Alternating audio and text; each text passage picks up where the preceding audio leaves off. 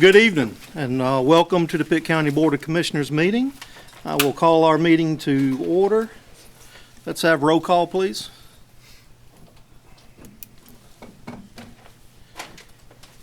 And if you would, please stand with me, and Commissioner McLaughlin is going to provide our invocation, and then we're going to have a couple of students from D.H. Conley come up and lead us in the pledge. Shall we pray? Eternal God, we come first of all to thank you. We thank you for life, health, and strength. Bless now that you come into this meeting and have us to make the decision that will be pleasing to thee. In thy holy name we pray. Amen. Thank you. I'll invite our Conley students up to the podium. Please come up and introduce yourself and then lead us in the pledge. Hello everyone, I hope y'all are having a great night. My name is Holly Thomas and I'm the student body president at D.H. Conley High School, and I will let my friends introduce themselves. Hi, my name is Gracie Moore. I'm in 11th grade as well, and I'm the student body vice president at Conley. Hi, my name is Griffith Brimhall, and I'm the junior class president at D.H. Conley. And I hope y'all will all stand up and help us join us in the pledge. I pledge allegiance to the flag of the United States of America and to the republic for which it stands, one nation, under God, indivisible, with liberty and justice for all. Thank you. Thank you. Thank you. Okay, I'll entertain a motion to approve the agenda. So move. We have a motion and a second. Please vote. Madam Manager, do we have any public addresses to the board? The sheet is still out front.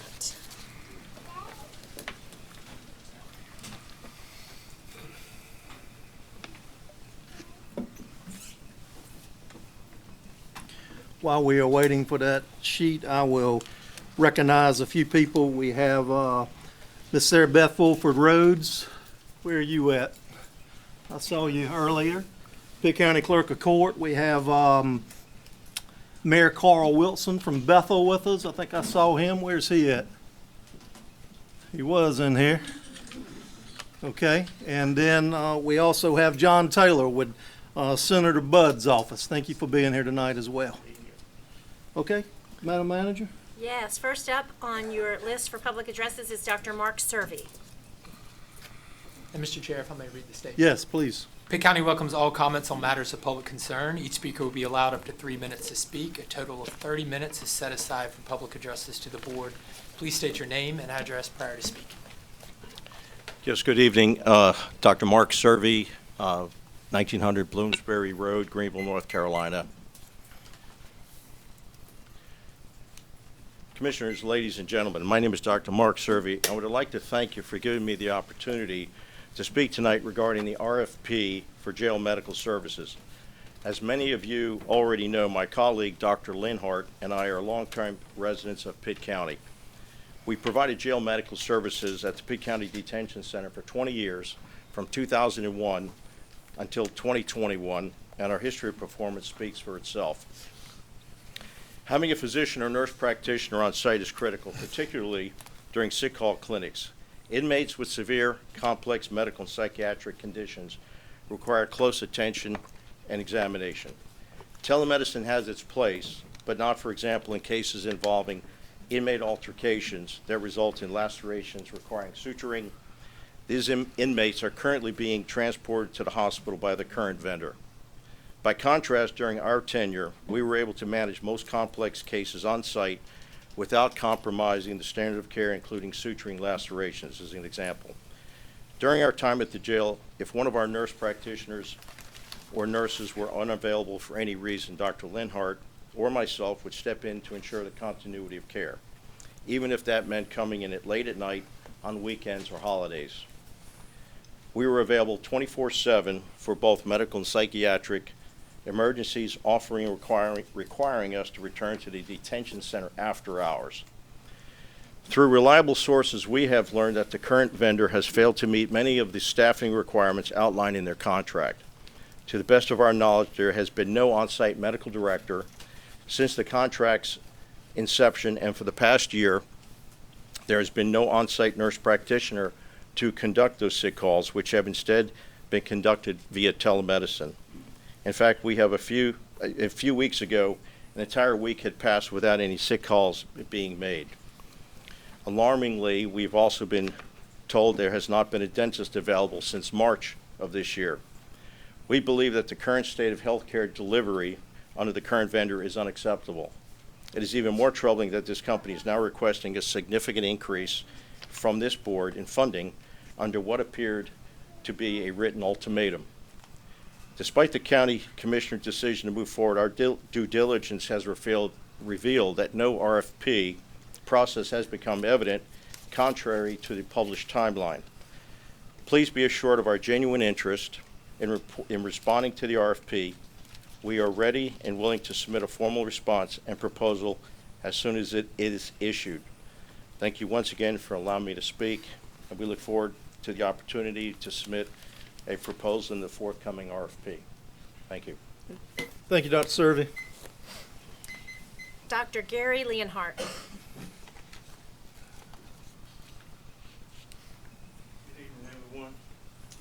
Good evening. Know a lot of the folks here already, old friends.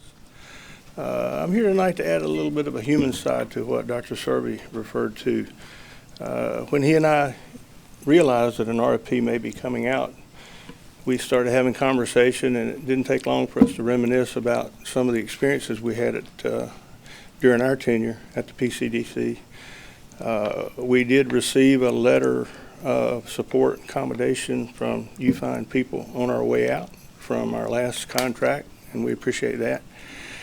And I was very proud of the fact that I participated, stood up the program, the SHARP program, within the jail over the last several years before I left that program, basically setting the first policy and procedure up and then maintaining the medical services throughout that. That resulted in an award, a statewide competitive award, where the PCDC was recognized as being innovative and hardworking, and we were really doing some good work, putting inmates back on the street with good coverage. Some of them to this day are probably doing well. He and I also reminisced over the pictures that we visited with the website, where we looked at the officers in the composite and recognized that those were the same officers that we were used to in years past, and that we had high regard for every one of them. I can think back on a lot of different instances and experiences with them, and I trust any one of them with my grandchildren or my wallet. But finally, I want to talk about something that may sound a little distant and odd, but I think it will apply. Had an experience recently where I opened my closet door and was sort of rummaging around and looked over in the corner, and there was an old pair of loafers that I hadn't worn in quite a while. And I could hear my wife's voice in the back of my mind saying, "If you're not using it, get rid of it. She despises clutter." So I reached in and pulled them out, and I have to admit I was sort of looking for an excuse. So I dismissively tossed them on the floor. They didn't complain. They'd never complained. And the way they landed was sort of an invitation, so I kicked off my shoes and climbed in, and sure enough, they were just as comfortable as the day I wore them the last time. I had a real familiar feel to them, more comfortable than anything I was wearing nowadays anyway.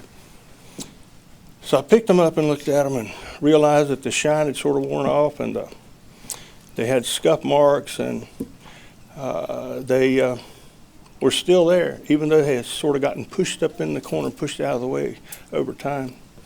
And I realized that when I thought back, they had become my go-to shoes during that period, because I could rely on them, and it didn't matter if it was going to be a rainy day or a long day or a rough day, they were my first choice. And when I got home, I'd be really tired.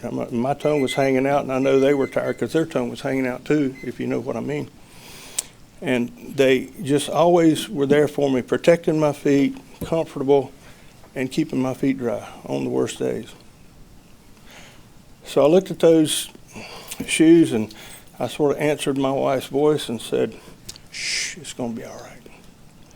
And when I put them back, I realized that they really weren't loafers. The last thing they had done was loafed over the years. They had worked harder than I had. So they found a special place in the closet that night.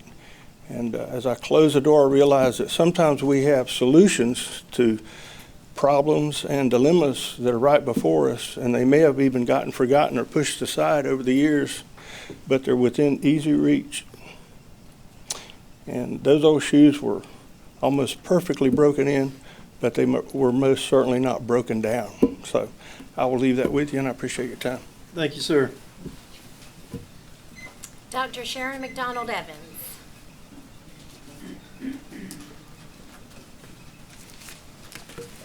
Good evening. I am here to talk about something a little different. I submitted and received a public information request on county employees' salaries about a month ago. And in analyzing the data from the file, we see that Sheriff Dance's salary is notably less than she has received a notably less substantial increase than other department heads. She received COLA at regular intervals, with the largest being 6% in 2023. Pitt County is the 15th, ranks 15th in sheriff salaries, 15th. The other counties that supersede the sheriff's salary here, Wake, Mecklenburg, Buncombe, Durham, Guilford, Forsyth, and even Henderson, and Henderson is a smaller county than Pitt. But at any rate, as I looked at the county manager's salary increase, she received multiple increases, including a significant pay increase with a 28% increase in 2022, a subsequent COLA adjustment that brought her salary up to a much higher level. The deputy county manager, the CFO, also saw promotion and raises that led to a salary increase, but the pattern of promotion and pay increases show a much more robust and frequent increase than our sheriff's salary. When comparing the growth of the sheriff's salary, as well as another elected official who is a county employee, Lisa Nichols, our Register of Deeds, there are also inequities between the two elected officials, and that is very apparent. Lisa saw a more aggressive salary increase with several special raises in addition to COLA adjustments. Notably, she received a 20% special increase in 2023, which raised her salary, and I don't care to disclose the salaries, even though it is public information, with a 5% COLA in 2024 and just over a 2-year period of time. Sheriff Dance's salary growth seems to be more conservative in comparison to the substantial raises seen by other key figureheads in the county. This suggests a disparity in how salary adjustments and equity are considered of her. And even if you compare this, because she is an elected official, there is still an extreme disparity between her and Lisa Nichols. The lack of performance-based raises for the sheriff compared to other county employees, as well as the county manager, deputy county manager, as well as Lisa Nichols, there are big inequities in that.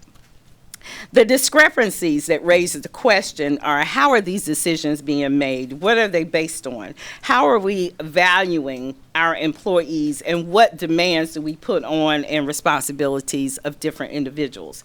The sheriff has to work 24/7. She has to be available. That's by statute.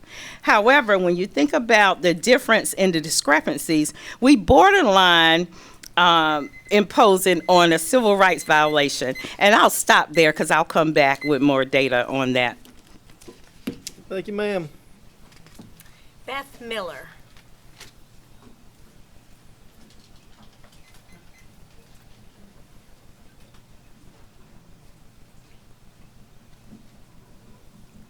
I think I've phoned everybody. My name is Beth Miller. I live at 1856 Staten Mill Road with a Bethel address. A Pitt County property owner and resident, I'm here to support the reconsideration of a firearm ordinance in Pitt County. City residents have Section 1213 of the City Code to protect them from irresponsible discharge of firearms. County residents do not. The shooting range regulations do not apply to incidental target practice areas on private property, and they are the source of the majority of concerns relating to the irresponsible use of firearms. The ordinance governing hunting in Pitt County covers only hunting. The county noise ordinance requires a representative of the sheriff's office to measure the decibel level of sound, and thus ceases only temporarily while the deputy is present. The seemingly widespread notion that you can shoot guns in the county without permission of the property owners exists because there are no rules disallowing this. The county population is continuing to grow with multiple areas of small lot properties in close proximity to each other. Nothing exists to disallow projectiles from a neighbor's discharge of firearms from passing into, across, or onto these lots, a major safety issue. Property owners pay for their land, pay the taxes on the land, pay the insurance, and work to maintain their property. That there are no rules allowing them to limit the use of firearms on their property except for hunting makes no sense. All county residents have a right to their health, safety, peace, and dignity being maintained. The irresponsible discharge of firearms prevents that. Individuals' hearing, sleep, safety, and dignity are impossible to maintain when animals are urinating in the house because they are afraid to go outdoors, when hanging laundry on the clothesline at the rear of your property leaves you in the path of projectiles, and when hearing is compromised by large caliber firearms being discharged, and when sleep is disturbed by the same. The Pitt County Discharge of Firearms Ordinance not enacted in 2021 addressed these issues and needs to be reconsidered. It provides setbacks from homes, churches, schools, and businesses consistent with those applicable to hunters, providing a measure of safety and noise control.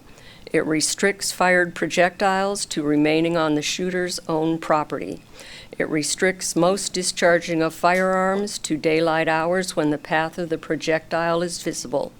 It provides a route for actions to be taken when the ordinance is not followed.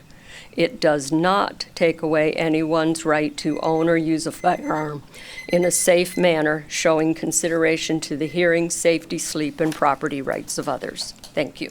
Thank you, ma'am. And finally, Joe Miller.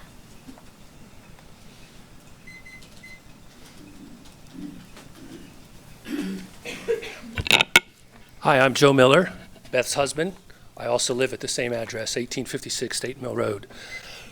I'd appreciate if you would enact a firearms ordinance so I could get some sleep around my house. My wife's been pacing over this for several weeks now.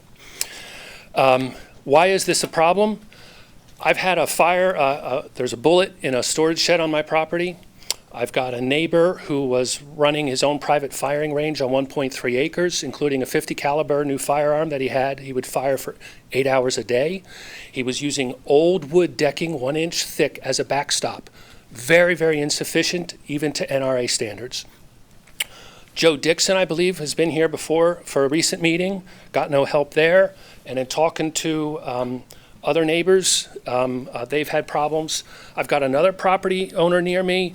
They were standing outside holding a firearm parallel to the ground, firing. It was 60 feet away until that bullet would leave their property and 1,000 feet away from the road.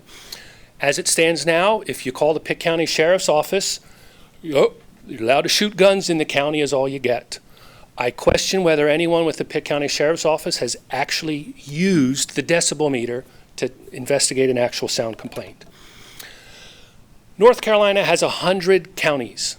25 of them have a firearms ordinance. Pitt County is the 16th ranked population county. It's time for an ordinance to protect landowners. The Daily Reflector had some quotes. The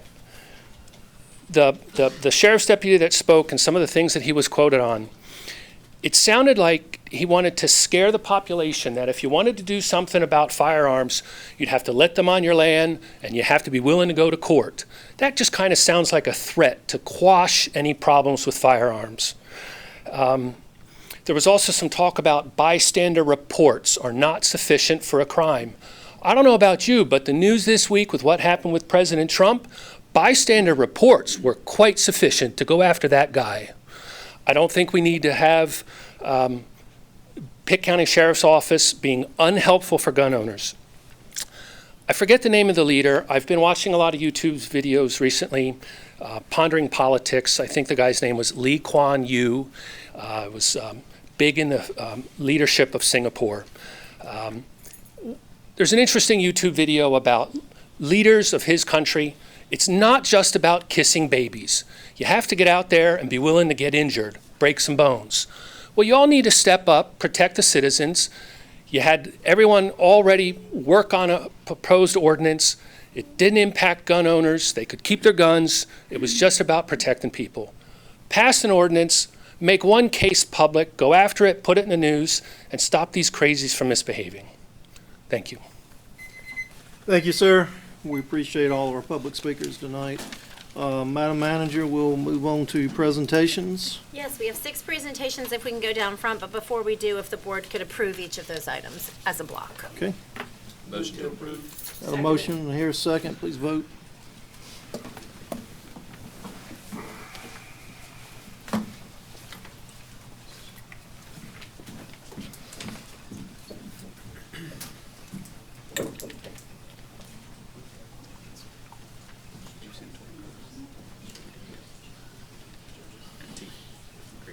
The first presentation this evening is our Employee of the Month. If Deborah Connor would please come forward.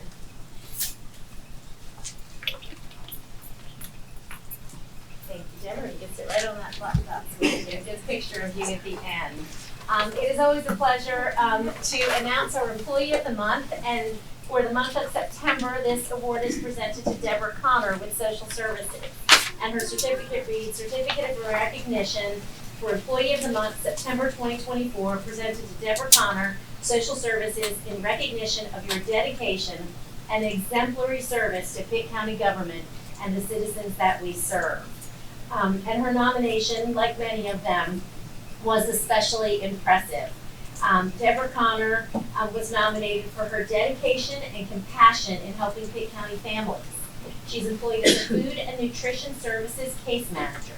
And her nominator said, Deborah equates her workday by the number of families that she was able to feed in a day. So if you ask Deborah, how many hours have you been at work today, her response is always, I fed 15 families today, or however many families that she fed that day. It's this kind of dedication that's not only a win for our community, it's the kind of work ethic and example that inspire other employees in our workforce.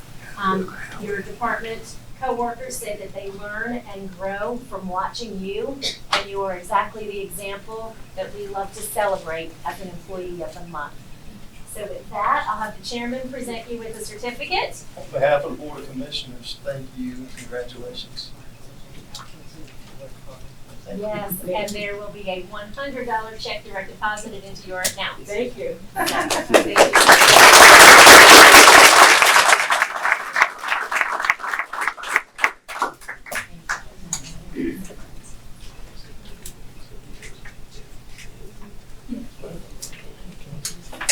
Our next recognition this evening is the Winterville Boys All-Star Baseball Team. If the whole crowd wants to come forward.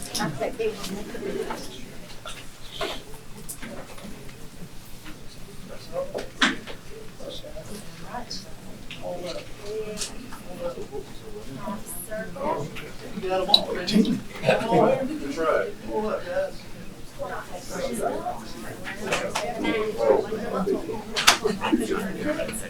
going to stand right here so make a little stretch so we don't miss anyone. Okay, and then squeeze in a little bit if you can. All right, Mr. Chairman, if I may read this framed resolution. It's titled Pitt County Board of Commissioners Resolution of Recognition honoring the 2024 Winterville 12U Cal Ripken All-Star Baseball Team. It reads, whereas the 2024 Winterville 12U Cal Ripken All-Star Baseball Team played baseball with remarkable success and dignity as representatives of Pitt County and the state of North Carolina. And whereas the 2024 Winterville 12U Cal Ripken All-Star Baseball Team achieved a 3-1 record which led them to win the Southeast Regional with a 5-4 win over Auburndale, Florida.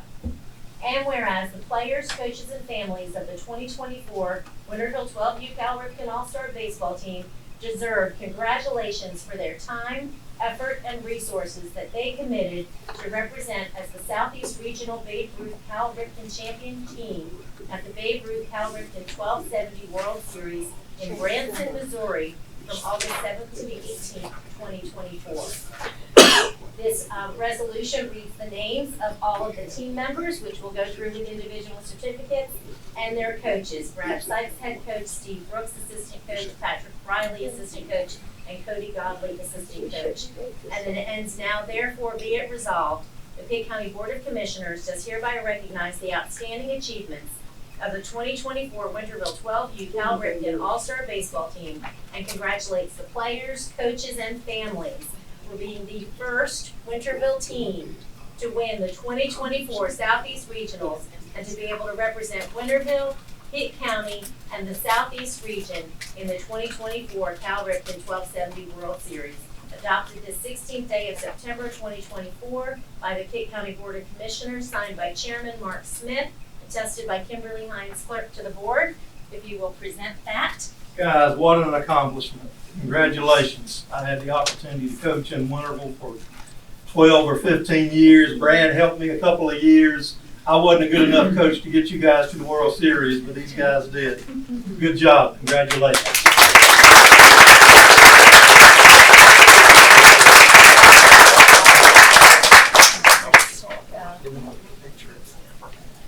One second, too. Diane, I know I'm going to really embarrass you because you didn't come up with the team. This is Diane White. She is the Parks and Recreations Director for the town of Winterville.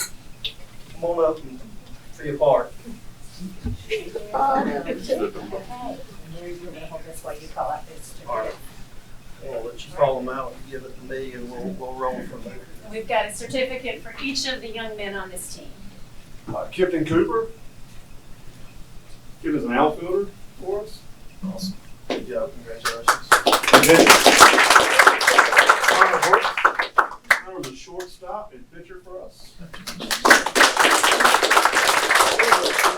Gunnar Purvis, pitcher, shortstop, third baseman. Philip Kinsey, second baseman, pitcher. Tucker Watts, first baseman and pitcher. Trey Cannon, outfielder, third baseman, first baseman.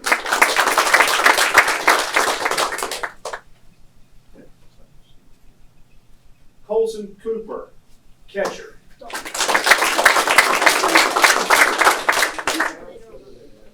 Yeah, sure. Bronson, Baby Panda. I like that. Jake Riley, outfielder. Eli Riggs, outfielder.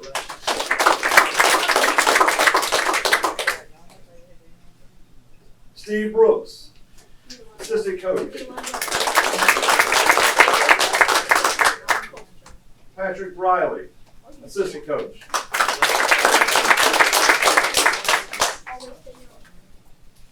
Okay, great. Thank you guys so much. We're going to get a picture. Come on, we're going to have to get inside. You guys come on like this. Two rows.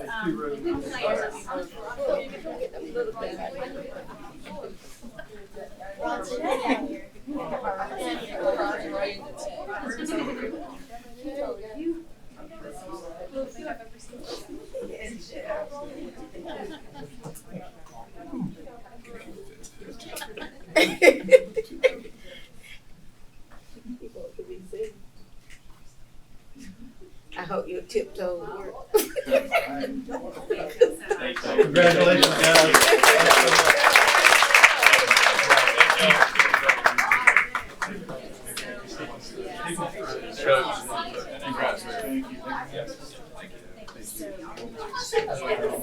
Thank you all. Congratulations.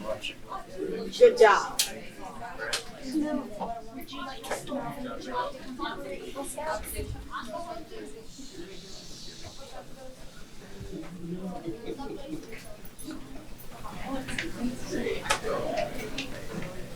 Next up, we are celebrating 3 Eagle Scouts the highest honor that can be achieved within the Boy Scouts Association.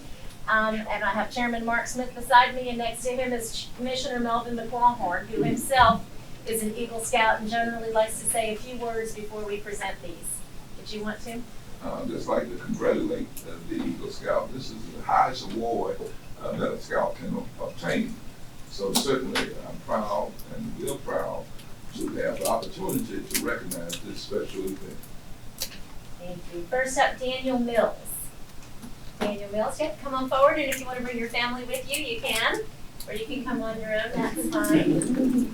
Okay, I can have you stand right there on that black dot. And we have for Daniel Mills this evening a certificate of appreciation awarded to Daniel Mills for achieving the Eagle Scout Award. His project was that he renovated the children's church room at the Greenville Church of God. This certificate is presented by the Pitt County Board of Commissioners the 16th day of September, 2024, signed by Mark Smith, Chairman. Daniel, on behalf of the Board of Commissioners, congratulations. Yes, sir. Thank you.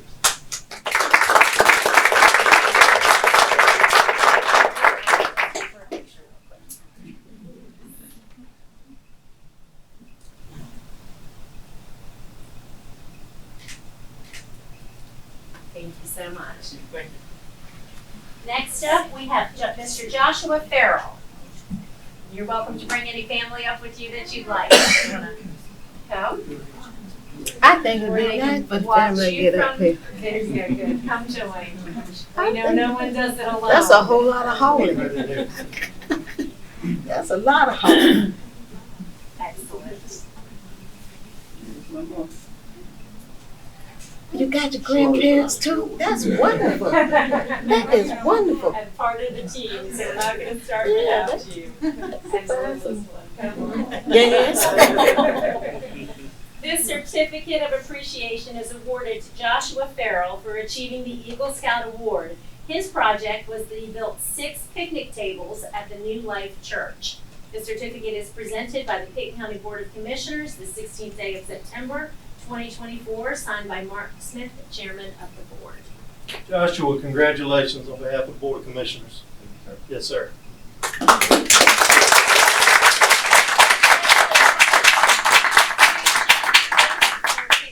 would be terrific. All right, get in there close.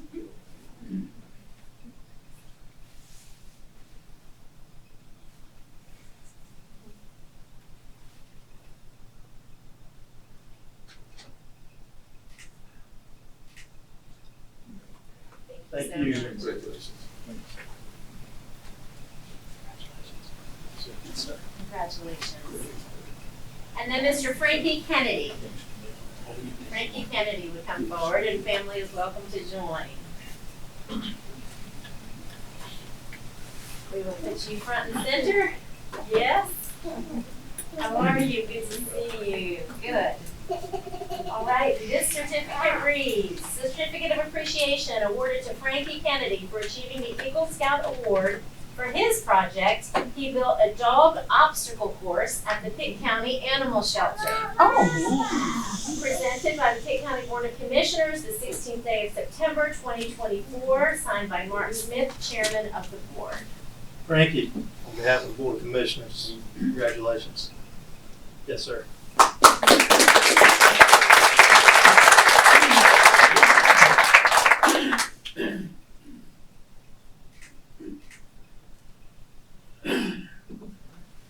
Thank you so much. We appreciate it. Wait a minute, she still has a picture right there on the front row. You too. How are you? Good. All right. And that finishes our Eagle Scout recognitions for this evening. And again, we thank these young men for their projects, their impact on the community, and their leadership serving others. Next up, we have a proclamation recognizing Better Skills, Better Jobs Fair Day. And I know we have a few people who are here associated with that project. Kelly, if you come up, then our Greenville E&C Alliance crew, Ernest Lee, Chamber of Commerce. Come on, we'll get you all in the center. This is a major event that takes a village to put together. And it's my pleasure to read to you the proclamation recognizing Better Skills, Better Jobs Fair Day, which is October 3rd, 2024. And it reads, whereas the Better Skills, Better Jobs Fair has been held annually since 2020, and whereas Better Skills, Better Jobs is the largest job fair in the region that will host over 100 employers, as well as education and training providers at the Greenville Convention Center. And whereas Better Skills, Better Jobs aims to provide career exploration, awareness, and development opportunities for high school juniors and seniors, as well as job opportunities for adult learners and job seekers. And whereas the significance of this day is the incredible impact the Better Skills, Better Jobs Fair has made in connecting individuals to career and educational opportunities in Pitt County and the surrounding area. And whereas the Better Skills, Better Jobs Fair is sponsored by the John M. Belk Endowment, Pitt Community College, Greenville Pitt County Chamber of Commerce, Greenville ENC Alliance, Pitt County Economic Development, and IBX Media in a collaborative effort to increase awareness and engagement between local businesses, educational institutions, and current and future job seekers. Therefore be it resolved that the Pitt County Board of Commissioners do hereby proclaim October 3rd, 2024 as Better Skills, Better Jobs Fair Day in Pitt County, adopted this the 16th day of September 2024, signed by Mark Smith, Chairman, and attested by Gary Leanhart, Clerk to the Board. And I will have you present this to Ernest Lee, since he is closest to you. On behalf of the Board of Commissioners, thank you all for all you do. Thanks so much. And if we could have each of you introduce yourselves down the line so we can see some of the partners who are with us tonight, starting with Ernest. Ernest Lee, Vice President of Strategic Initiatives and Community Engagement at Pitt Community College. And my name is Olivia Sutton. I'm the Interim Career Services Coordinator at Pitt Community College. I'm Julia Davis. I'm the Marketing and Investor Relations Coordinator at the Greenville ENC Alliance. I'm Bailey Fox, Business Development Manager at the Greenville ENC Alliance. Kelly Andrews, Pitt County Economic Development Director. Amber Stagg. So this team and many others have done an incredible job putting this event together, and we are so grateful for the impact it has on the community. Thank you so much. Thanks, guys. Go get a picture now. Yes, you can get a picture. Of course. Do we need a skate? We have to move. She said move this way.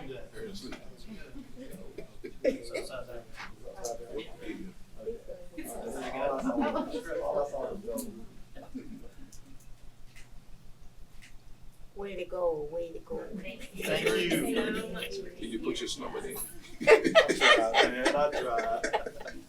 And if Carly would stay here. In a similar vein, we have a proclamation recognizing National Manufacturing Day and Week, which coincides with Better Skills, Better Jobs Fair. But this week is October 4th to the 11th, 2024. And this reads, whereas Pitt County is the home of more than 100 manufacturing companies with a workforce of nearly 7,000, or approximately 8% of our total workforce, producing a diverse range of products, including pharmaceuticals, plastics, forklifts, engineered fiber, value-added agriculture, boats, and more. And whereas manufacturing is a significant contributor to Pitt County's gross domestic product, adding over $2.3 billion to the economy, which is approximately 20% of our total GDP. And whereas 5 of the 10 largest taxpayers and 3 of the 10 largest employers in Pitt County are manufacturers. Whereas manufacturers in Pitt County have announced more than $2.5 billion in capital investments and more than 5,000 new jobs over the past decade. And whereas the average manufacturer's annual salary in Pitt County is $76,827, which is more than 37% higher than the overall average annual salary for all jobs in Pitt County. Now therefore be it resolved that the Pitt County Board of Commissioners recognizes the significant contributions of our manufacturing sector, which include employing our citizens with quality jobs and benefits, investing in plant and equipment that increases our tax base, thus ensuring that Pitt County can provide necessary and desired services, giving back to our communities through philanthropic and volunteer efforts, and enhancing our economic stability and growth. And strongly support, they resolve, our manufacturing sector and commit to ongoing efforts to ensure that manufacturers continue to thrive in a business-friendly environment in Pitt County, North Carolina. And we celebrate Pitt County manufacturers on National Manufacturing Day, October 4th, and National Manufacturing Week, October 4th through the 11th, 2024, signed by Chairman Mark Smith, attested by Kimberly Hines, clerk to the board, and presented to our Director of Economic Development, Kelly Andrews. Thank you, Kelly. Appreciate all you do.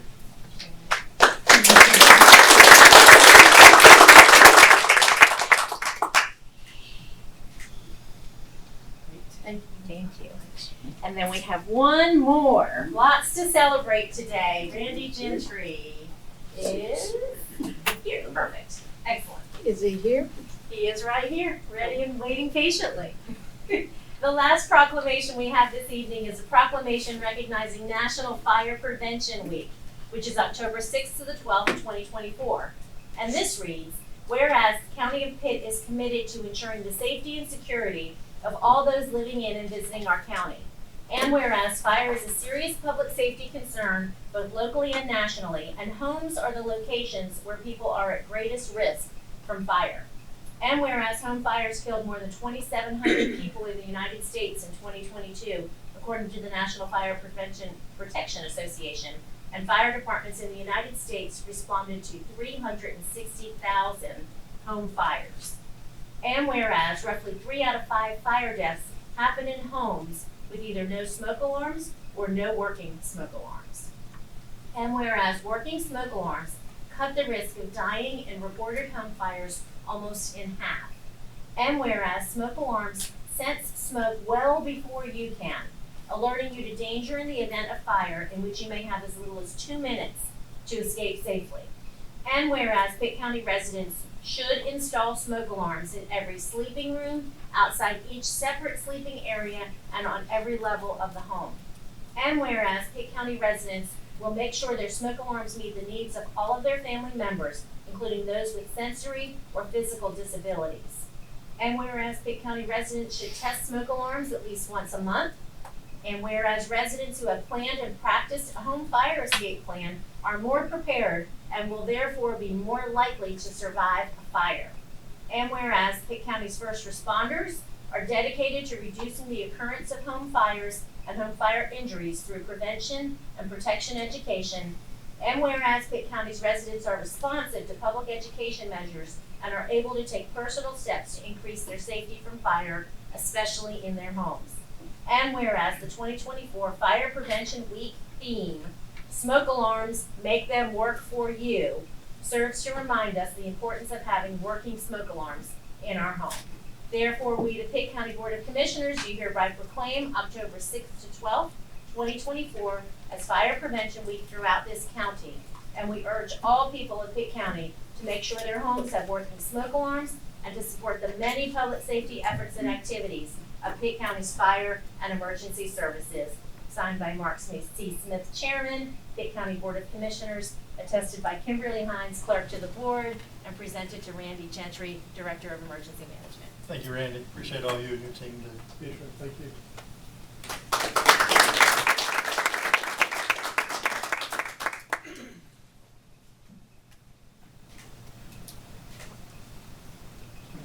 Thank you. Thank you. Yes, thank you.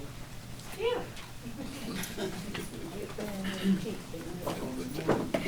That's a lot of reading.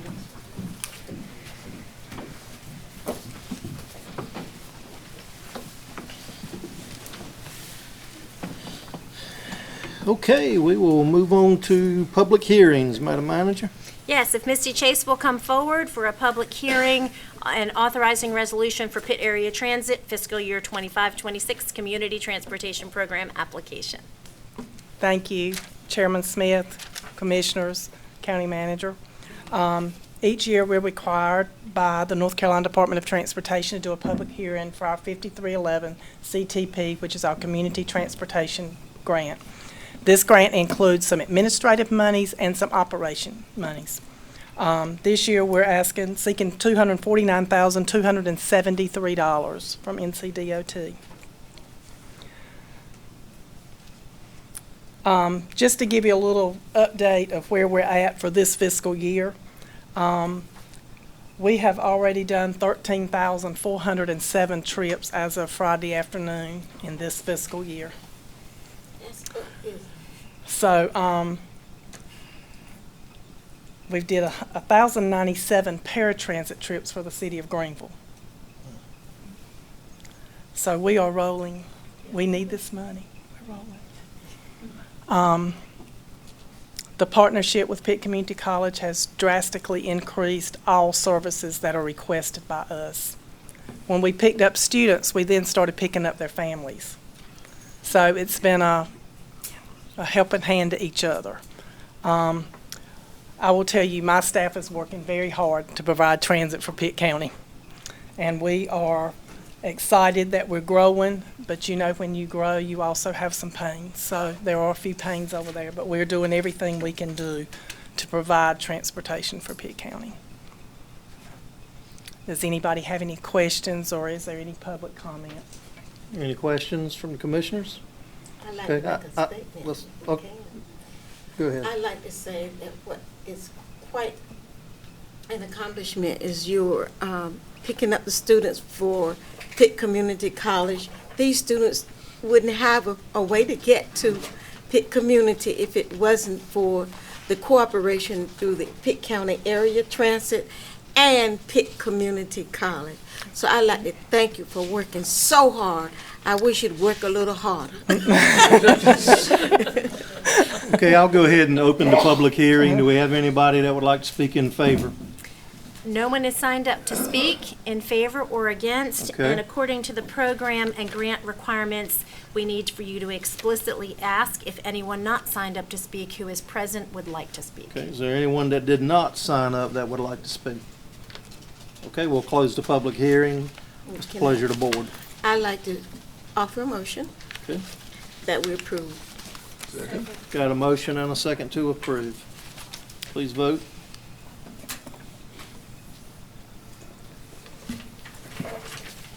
Okay. Thank you so much. Thank you. We will move on to items for report. Madam Manager. First one is Kyle Parker. If he would come forward to give us a brief update on Downtown Greenville Partnerships strategic plan. And in front of you, he brought the purple magazine that you can look at your leisure.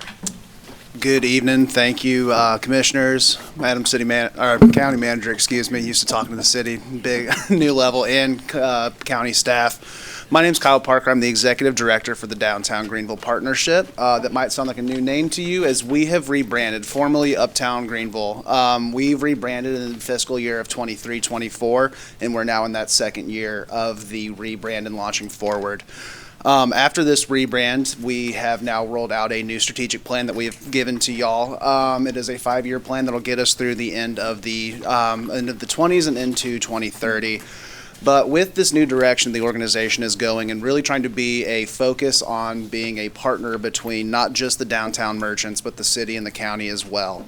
We are planning on doing that through 3 main focuses: beautification, marketing, and events. So we're continuing to make sure that downtown is clean and safe and beautiful. We're making sure that everyone knows of the great things that are going on downtown with new businesses and new events. And we're also putting on events that bring people not just from the area, but from around the region to the downtown district to get eyes on those merchants. I'm excited to report that with this new fiscal year, we have brought Kelly Andrews onto our board, and she has been an absolute godsend and a joy to have on our board and our beautification committee as well. And we're looking forward to continue to working and creating many projects with her as well. But again, just wanted to thank you guys again for the opportunity to come give you the update, because I'm not sure if anyone from our organization has ever come and spoken to y'all. So we just wanted to say, hey, we're here, we appreciate you, and with you guys being such a valued member of not just the county and the city, but the district itself, we want to make sure that we can continue to work together to make Greenville, Pitt County, the epitome and the destination for East North Carolina. So with that, I'll give back time. Any questions? I would love to talk with everybody individually about this strategic plan and how we can partner together at a later date. So I'd love to reach out to y'all and look forward to speaking with you soon. Any questions right now for Kyle? I'd like to see us have a sit down with the officials of our county seat as well as the Board of Commissioners, since this is the first time they offered us to sit down with them, and this is a change and a move towards being the best. Commissioner Floyd Huggins. I don't have a question, I just have a comment. I'm glad you went back to the name downtown. Yes. You're not alone. And that's was, when we made the change, that was a lot of the feedback. About 98% of it was like, thank goodness y'all went back. So we're excited to be there. We're excited that everyone's, kind of on board and calling it the same place. But, again, whether you call it uptown, downtown, or just that place near the river, as long as y'all are coming and really, patroning the businesses, that's really what we're hoping for. Last one, businesses are open, parking is free, construction's is hitting the district hard right now, so please just make sure that you come and patron those businesses that are working so hard to create quality of life for the city and county as well. Great. Thank you, Kyle. Thank you, guys. Have a good evening. I'll invite Sam up for the monthly financial report.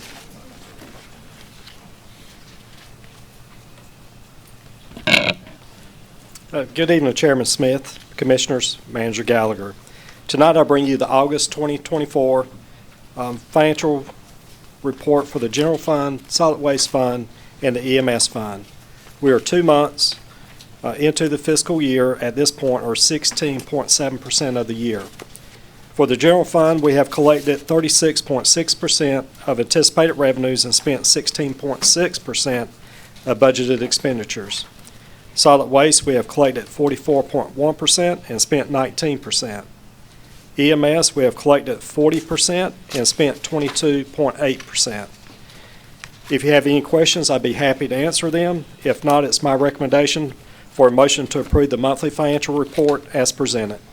Motion to approve. Second. We got a motion and a second. Please vote. Thank you, Sam. Thank you. I'll invite Russell up for the tax collection report. Good evening, Chairman Smith, Commissioners, Manager Gallagher. This evening I'm presenting the August 2024 tax collection report. The fiscal year combined collection rate through August 31st, 2024 for real and personal property was 61.13%. The combined rate 1 year ago for real and personal property was 61.31%. Pitt County Tax Administration continues to pursue all outstanding taxes using the necessary remedies available through the North Carolina General Statutes. If there are no questions, it's my recommendation to approve the August 2024 tax collection report as presented. Motion to approve. Second. Okay, we got a motion and a second. Please vote. Thank you, Russell. Russell, appreciate it. Madam Manager? Yes, I have a few items for you this evening. First off, your next meeting dates. You'll have 2 meetings in October on the 7th and 21st at 6 p.m. in this room. Also want to bring to your attention that this week is Employee Appreciation Week. 1,100 strong, we are celebrating each and every one of them and invite you to join us on Wednesday the 18th for our Employee Appreciation Luncheon. You should have heard from the clerk's office to have a ticket for that event if you would like to and are able to attend. But there is no doubt our employees are Pitt County's greatest and most appreciated resource, and this week is for them. Item C, a reminder that this Wednesday evening from 6 to 9 is the Best of Pitt County event. This is a daily reflector event at Rock Springs. For those commissioners who have signed up to attend, a reminder to attend that. And Pitt County sponsored that event again this year, so you'll see some special Pitt County mugs there. You'll see some blue background this year as we embrace our partnership with the Daily Reflector and the community while they announce all of the best of businesses in our community. So we'll hear the best car wash and the best funeral home and the best hot dog and the best everything, all of the good stuff in Pitt County. And so it should be a fun evening with a delicious dinner. Item D, you've heard the resolution already, to remind you that October 3rd, you'll have the Better Skills, Better Jobs breakfast. That's before your first meeting in October, which is why it's a little bit further out, but on this reminder agenda. From 8:45 to 9:45 in the morning, it's breakfast, and if you haven't RSVP'd, be sure the clerk has your RSVP. That is a major, major event in this community that links so many people to good paying jobs and educational opportunities, as you've heard in the resolution. Item E is one of my favorite things in the report today, which is a report, and you've got a slide on your screen to talk about the Clear the Shelter event this week and Saturday Catterday. And before I go into the details, I'd love for Grace Brubaker to stand up. She's in the front row. If you haven't met Grace, you need to meet Grace. She is the shelter supervisor at Pitt County Animal Services, and she has done an amazing job with her entire team through the transition without a director, continuing to be responsive to community needs and holding these special events. So you can have a seat and I'll tell a little bit about what Grace has been up to. We did a Clear the Shelter event this past Monday through Friday, September 9th to the 13th. During that week, Grace and her team had 34 cat adoptions, 28 dog adoptions for 62 adoptions during that week. And we offered half-price adoptions as authorized by the board the week meeting before. Then she followed that with our first 2024 Saturday Catterday, and she had 14 cat adoptions on Saturday and 15 dog adoptions for another 29 adoptions on that one afternoon and Saturday. Grand total, 91 total pets found their forever homes this week. And so we were thrilled to see that. Now, we still have a lot of pets in our shelter, so if you're still looking to adopt, we still have plenty to choose from because we started out with over 200 in the shelter. But an incredible dent in helping these animals and getting them into their homes. The other thing I wanted to highlight is Grace has shared with me too that this was such a team effort, not only from staff but from members of the community. And if you'll indulge me, I just want to recognize the first names of the volunteers, particularly our mutt strutters who helped our staff. So of our employees we had there on Saturday, Taylor, Debbie, Aaron, Ashley Case, and Amanda, led by Grace. And then we had volunteers and mutt strutters who helped at the event. This couldn't have happened without them. So our heartfelt gratitude to Lou, Art, Denna, John, Gwen, Meg, Dawn, Naomi, Mari, Lindsay, Netta, Trisha, Vince, Will, Diana, Matthew, and Josh. And you know who you are, and we are so grateful for your support of our shelter and the work that we've been able to accomplish together. It was, as Grace would say, a perfect event, and we are so appreciative to their work. It was a huge success. Thank this Board of Commissioners for giving me the discretion to do a half-price adoption fee, and we look forward to the next Saturday Catterday event, which will be Saturday, October 5th from 1 to 4. Next item on your calendar, mark October 8th, which is our existing industries reception put on by our Pitt County Economic Development with sponsor partners. And we will recognize our large industry of the year, small industry of the year, and a trailblazer also. It's large and small industry of the year. At that reception, 5:30 to 7 o'clock at the Hilton that evening. Please add that to your calendars as well. Then I'm super excited if Jennifer Lanier Coward would come forward. This board, we are so grateful, enacted our first Pitt County Parks and Recreation Department in the budget this year to meet all of the needs in our community after much community engagement and much thought and a very thorough search process. I am pleased to introduce your new first ever Pitt County Parks and Recreation Director, Jennifer Lanier Coward. And today is her first day on the job. She has already hit the ground running, and if you just want to make a few comments. I just want to say thank you for the opportunity to help lead this journey and work with a great team of folks to increase recreation across the county for all citizens. So it's going to be fun, and I just say thank you. Thank you, Jennifer. We look forward to working with you. Thank you. Congratulations. Congratulations. Thank you. Thank you for applying. We are thrilled to have her on board. And along the same lines of Parks and Recreation, you may have heard about this in the news, but it was significant enough that I wanted to announce it at your meeting again. The county received 2 grants, and you'll see items about for the grant match and budget amendments as these funds come in.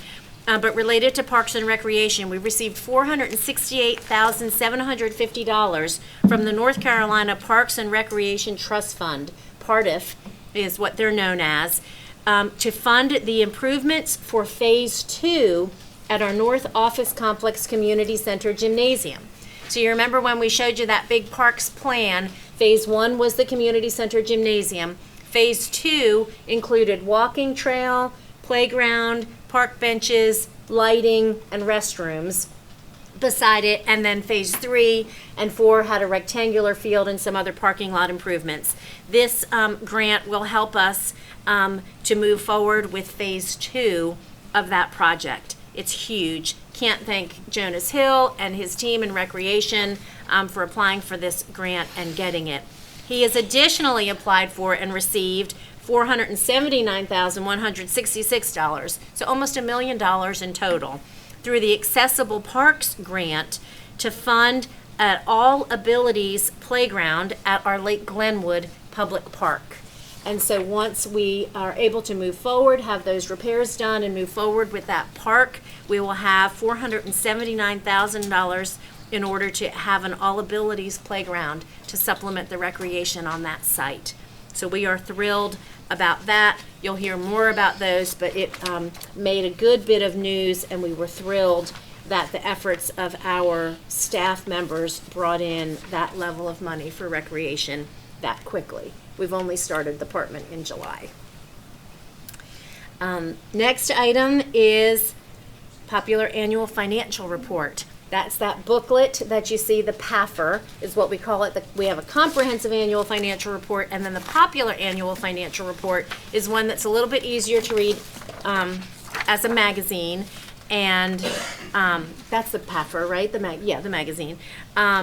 And the Government Finance Officers Association of the United States and Canada, that's GFOA, gives out an award for outstanding achievement in popular annual financial reporting. And Pitt County has received it for our PAFR for the fiscal year that ended June 30th, 2023. So in order to receive this award, we had to publish a PAFR report, and our contents had to conform to their program standards of creativity. We were judged on creativity, presentation, understandability, and reader appeal. And this is the 9th consecutive year that we've received this award. So hats off to Financial Services and that entire team. We are pleased that we have this level of easy-to-read transparency with our government in Pitt County's finances. Congratulations, Sam.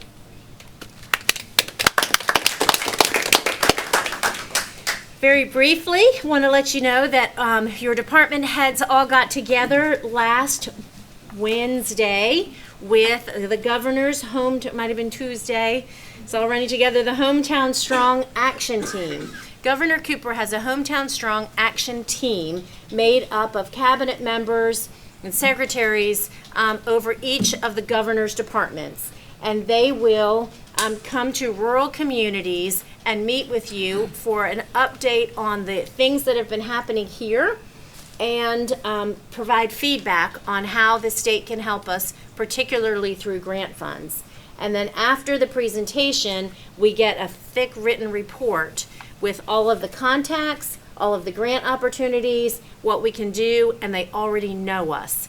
So we had an incredible Hometown Strong Action Team meeting last week with all of the cabinet. We had probably 30 people in the room, maybe 10 from county government and the balance from the state. And we shared all of the exciting stuff that's going on in Pitt County. We heard feedback, we heard about grant opportunities. And when that report comes back, we'll share it with the board in your weekly information packet. But thrilled to strengthen and solidify some of those relationships at the state level to draw down even more funds to the county. Couldn't have been more proud of our senior leadership team and the department heads who were there and made presentations that honestly knocked my socks off. Well, that makes me feel good since we didn't get anything out of the budget. That's right. Well, don't say that because it's not really a budget. Can't get something out of nothing. And then finally, want to recognize that this month, September, is National Preparedness Month. in emergency management, which means that we are focusing on learning about risks and responses, being informed, making a plan, having a supply kit, and knowing how to respond in a prepared fashion for emergencies and disasters. And we're thrilled with the efforts of emergency management to bring light to this month. It was a lot, but that's all I've got. Thank you, Madam Manager. I'll entertain a motion for the I'd items like for to offer a consent. motion that we approve the consent Okay, items. we got a motion to approve it here, second. And if I could bring to the board's attention, your last item for consent is an approval of a contract and award of informal bid for the detention center boiler replacement project. You have an amended abstract at your place setting. It is substantively the same, but slightly changed in the wording to provide further explanation as to the selection. And so, if you'll substitute that with what's in your current packet. Okay, thank you, Madam Manager. All right, we'll move on to items for decision. I'll turn it back over to you, Madam Manager. Okay, and we'll call up John Demery and Jason Randall for a recommendation on the operation of the 14 convenience sites. You've heard from Jason previously about the condition of our sites, and he promised he'd be back, and here he is. Hello, I'm Jason Randall, Deputy Director, Solid Waste and Recycling. And a little over a month ago, we came and we had a report on how the sites were doing and findings that we got, both negative and positive. So today we're going to be giving you our recommendations moving forward. And just before we do that, just to give you a reminder, we have two contractors, Trust Denim Group Company and Holden Temporaries Incorporated. Trust Denim is over Bethel, Pactolus, Port Tomner, Stokes, Welcome. Holden has 9 sites, as you see, from Aden to Winterville.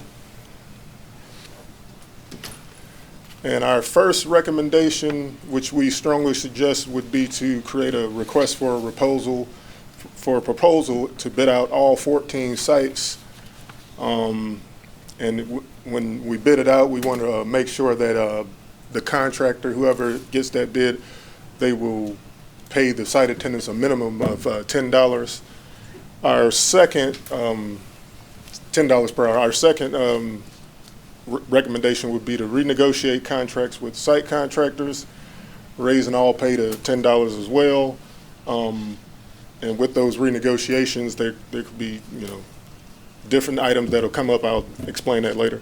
Third recommendation would bring all site operations in-house, creating a total of 30 new Pitt County jobs, 29 site attendants, and 1 supervisor to supervise the sites, all 14 sites.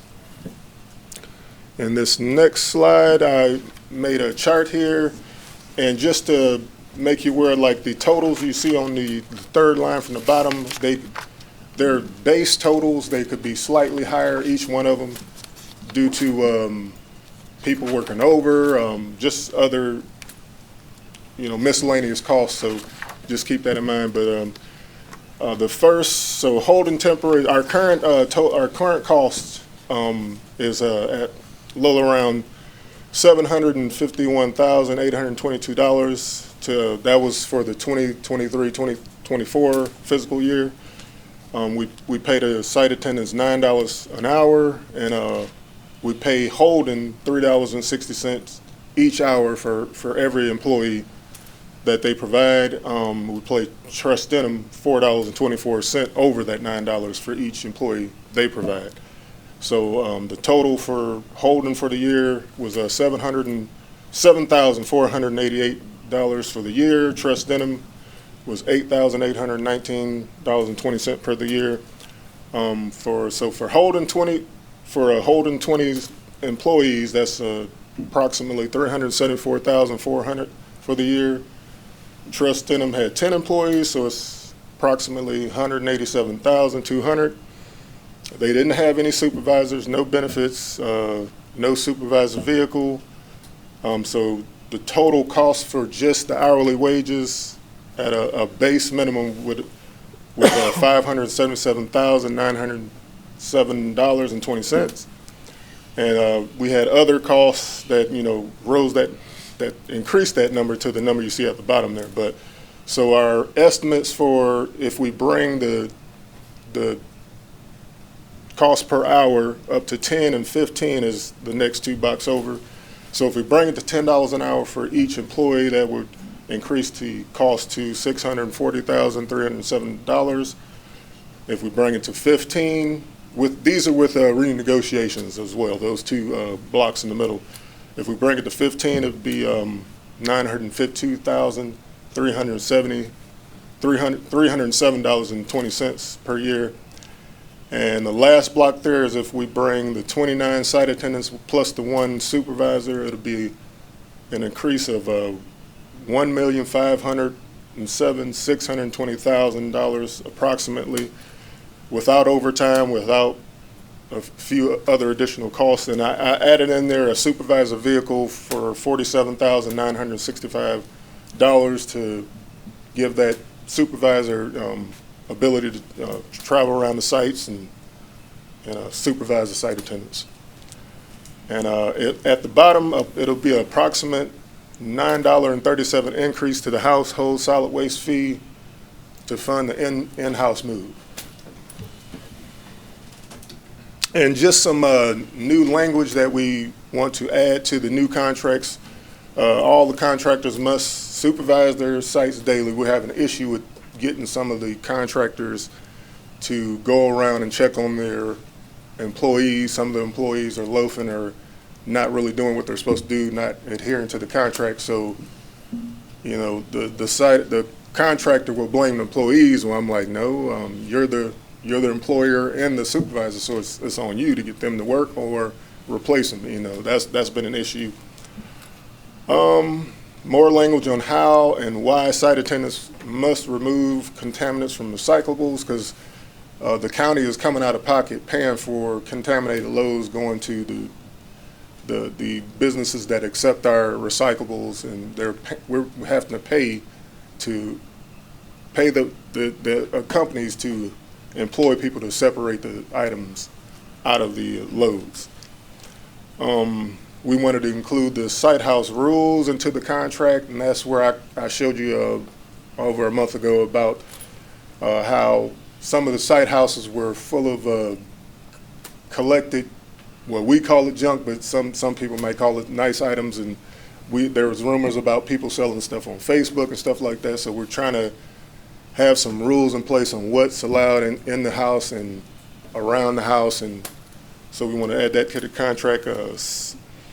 Also, the next item, site attendants must complete opening and closing cleaning tasks daily, and that's one thing I've been pushing on too, because we have some site attendants that when they get to the site, they work 7 days on, 7 days off, and they come back in, it's a mess, and they're saying, well, the other guy should have to come back and clean it up. And I'm like, look, if it was me, when I get there, I'm gonna bring it up to par, so if the inspector comes, which is me, then it's not looking like I left a mess. So it's just, and it's on the contractor to make sure they have two good employees at each site that kind of back each other up and not leave most of the load on one person, and we've been having problems with that.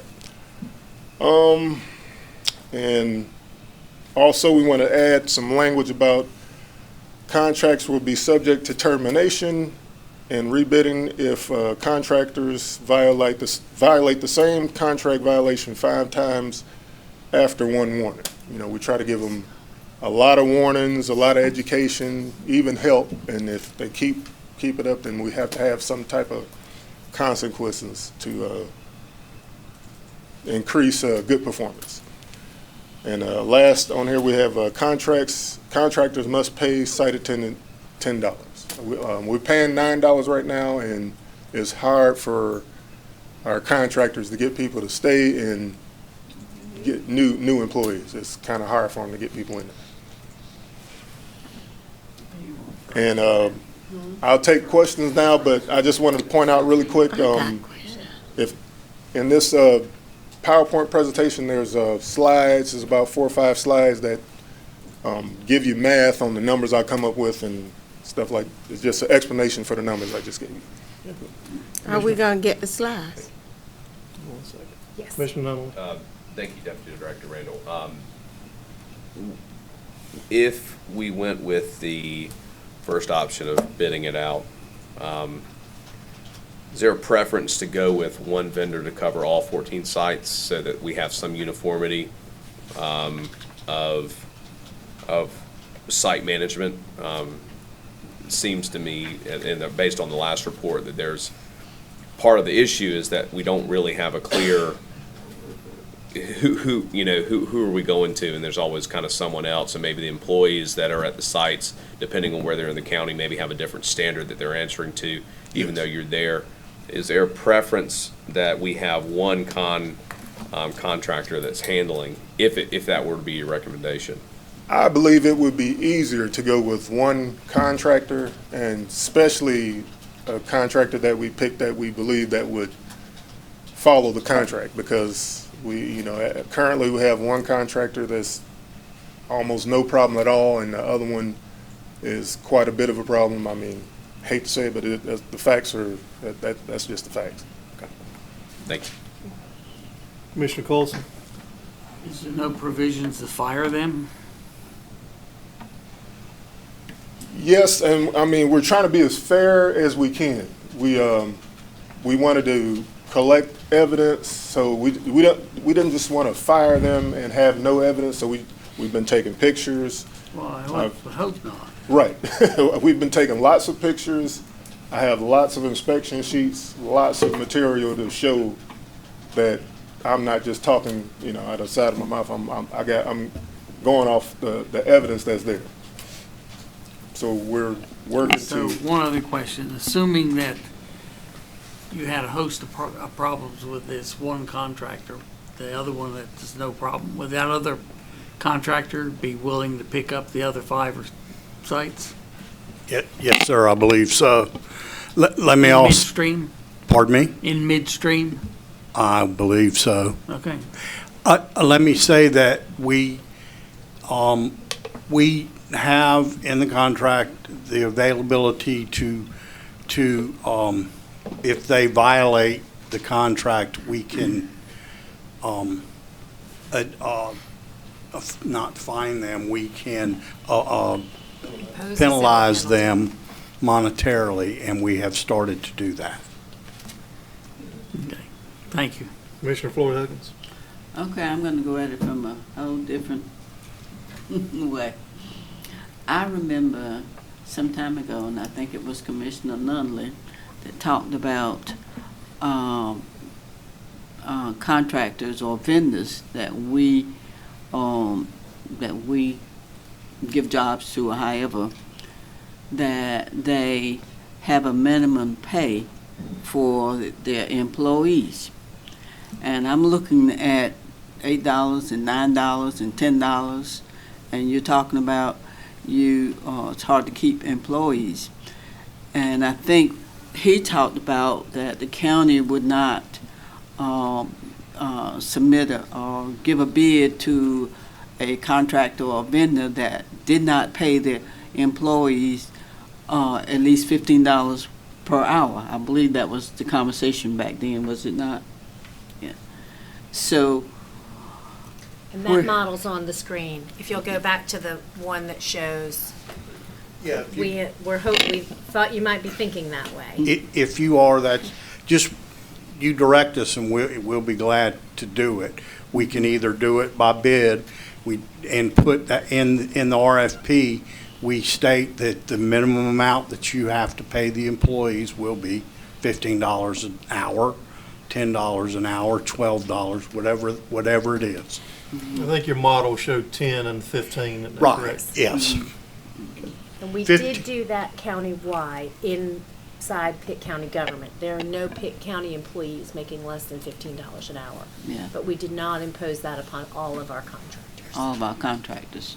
So, I think, if we're going to expect, good service, then we should expect our contractors or our vendors to,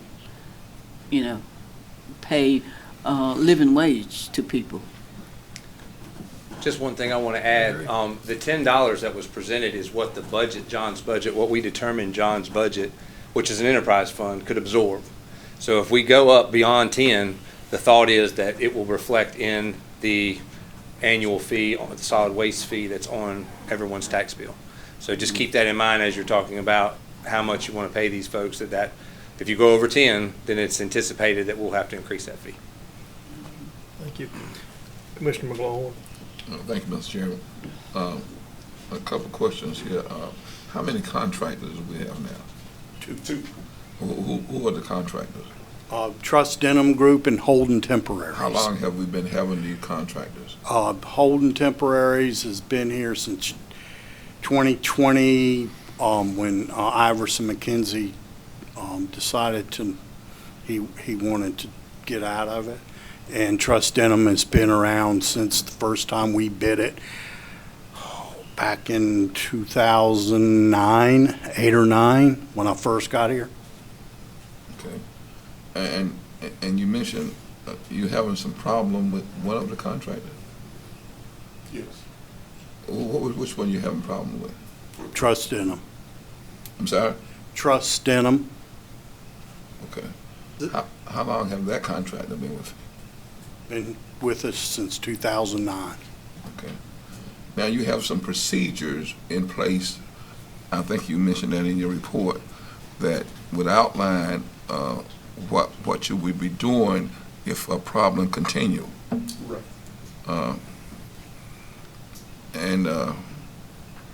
So you haven't started implementing this yet, or have you started? Yes, we've been doing it, and we have done it in the past.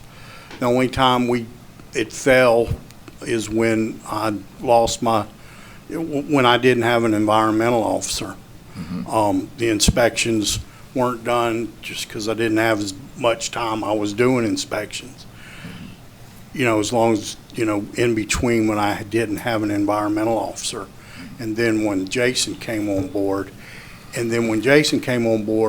what we did is Jason, Paula Clark, my recycling coordinator, and myself went to every one of the sites with Holden. We went to all of Holden sites, made their supervisor go. We did that with Trust Denham. And we walked around the site and said, this is unacceptable, this is unacceptable, and just went through. And this was back in March, February or March. We went to all 14 sites, and that was provided in writing to them. Then we started inspecting the sites. Jason started inspecting the sites and writing up violations and saying, we waited, and then said we wouldn't start applying fines or hitting them monetarily until July 1st. We even gave them July 1st. We started in August. So we have given both of them ample time to correct the issues. And the issues are where they're just not cleaning up materials outside the boxes. There's just a number of them. And we've gone over with them a number of times. And if I could say a few more words about that. So with Holden Temporaries, they're the company that we're not having almost any problems with. They're not perfect. Like, we'll go through, like, I'll do inspections on their site and I'll find violations and I'll get on them to clean them up, and it's done. I might find them, but I say this needs to be done, and their supervisor will go right down there, or she'll call them and, like, this is what he's finding. He sent me pictures. Get on it. Next time I show up, it's clean, which, I expect, And when I go to Trust Denham sites, I call the supervisor, like, I've been here for 25 minutes. I've seen approximately 14 cars come and go, and either the site attendant is asleep or they just don't want to come out. And most times they're asleep. And there's been times where they finally see me and they run out. They don't have on a reflective vest, which is in the contract. There's been times where they have relatives there that, say they say, oh, I work for that contractor as well. But I mean, on the spot, there's no way to prove that. But it's just like here recently, about 2 weeks ago, we responded, or I got a call from one of my drivers that he was at one of the sites and there's nobody there. It's like 9 o'clock in the morning, there's nobody at the site. I'm like, nobody at the site? He said, I'm unlocking the gate now to open it and come in. So I called the supervisor, hey, there's nobody at this site. And so I called my driver back, you sure there's nobody in the site house? You know, there's no car there. He's like, I'm telling you, there's nobody here. I checked everywhere.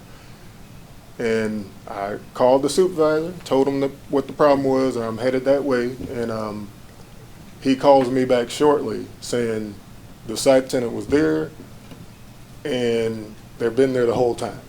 Just till our face, calling us bold-faced liars. That's the best way I can explain it. Like, Type of people they hire. and we have no reason to make up stuff about people. It's just that's just You're not paying them much. some of the examples. That's the good thing about me.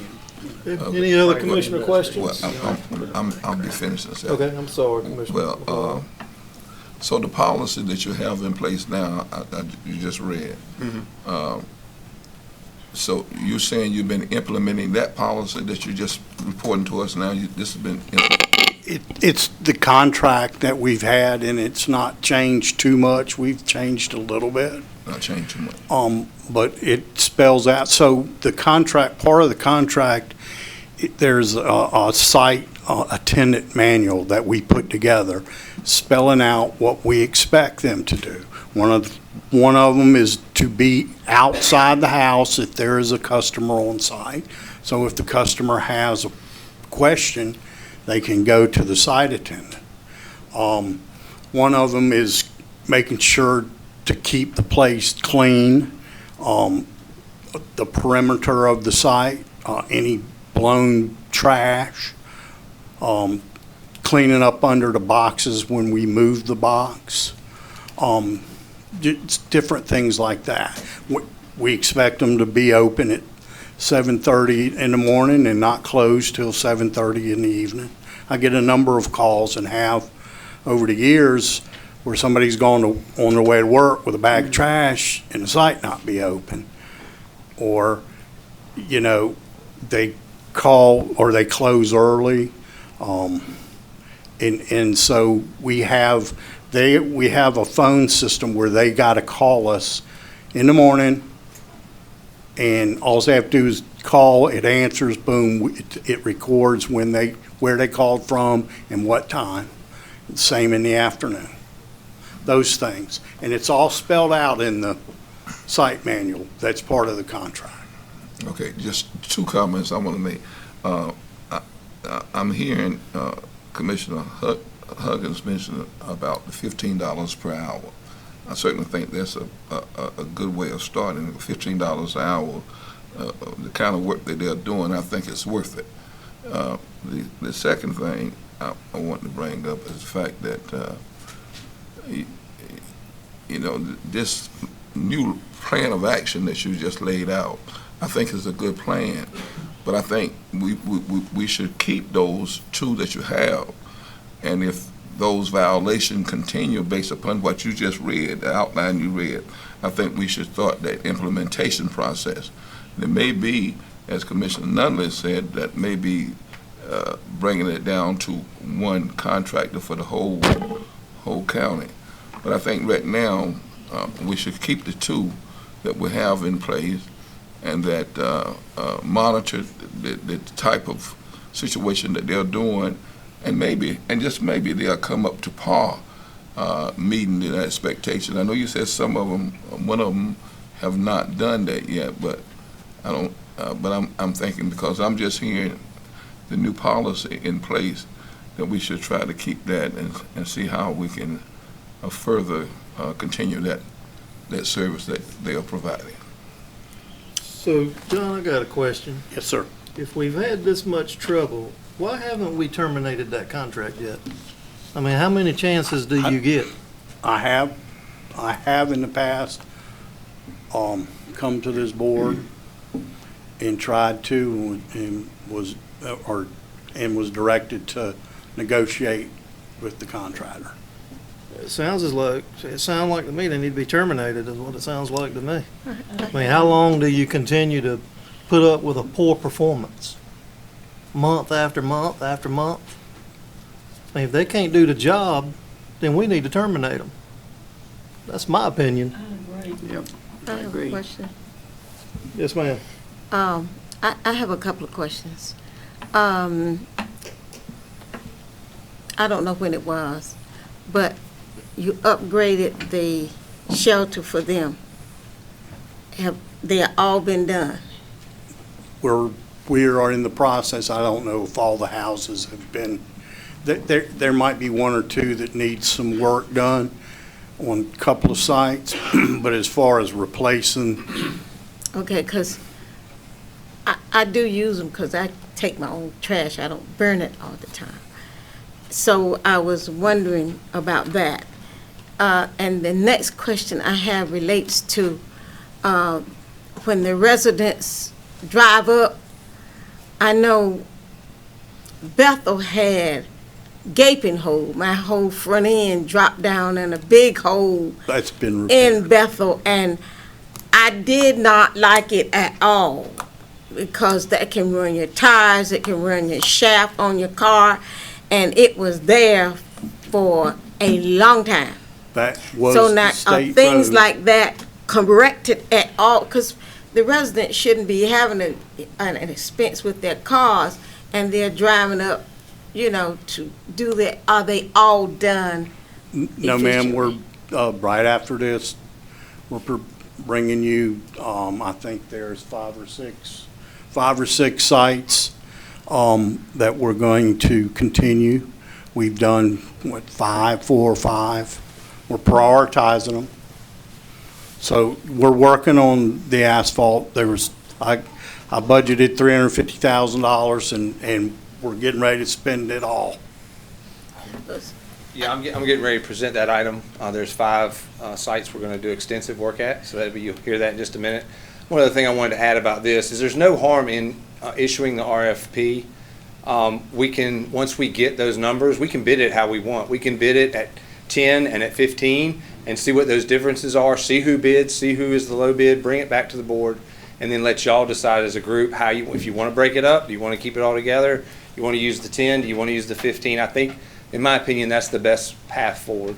So I think that's why we're recommending doing the RFP and then bringing all that information back to y'all to decide how you want to move forward. If Well, there's no, I was talking about the holes, the great big gaping holes that you have to drive in before I got cut off, and my car dropped down in it. And I had to get my front end repaired. I did not like that because I'm driving up. I shouldn't have had that problem. And I don't know how to change a tire. I'm not able to change a tire, one thing. That has been repaired, fixed. Well, I don't go but 2 or 3 of them because it's on my route. But I would like for residents, because it seems like a liability for us when that happened. Now, I didn't say anything, but I didn't like it.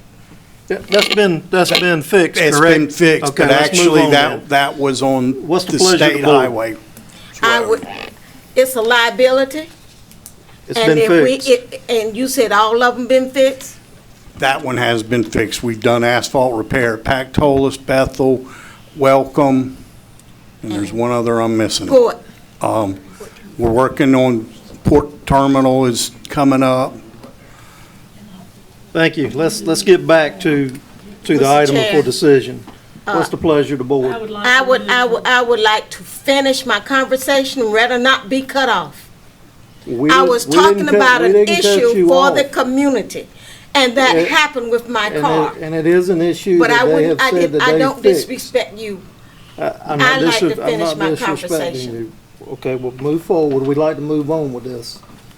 But I really think that was rude for you to cut me off, and I was talking about a problem, and I am a citizen, and I use them, and it happened to me, and I was speaking up for a citizen use of a facility that we provide.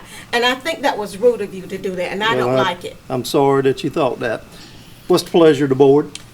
Motion to go with staff's recommendation to begin the RFP process. They can bring back the bids for the $10, the $15, and we can decide from there what way to go. Second. Okay, we've got a motion and a second. Please vote.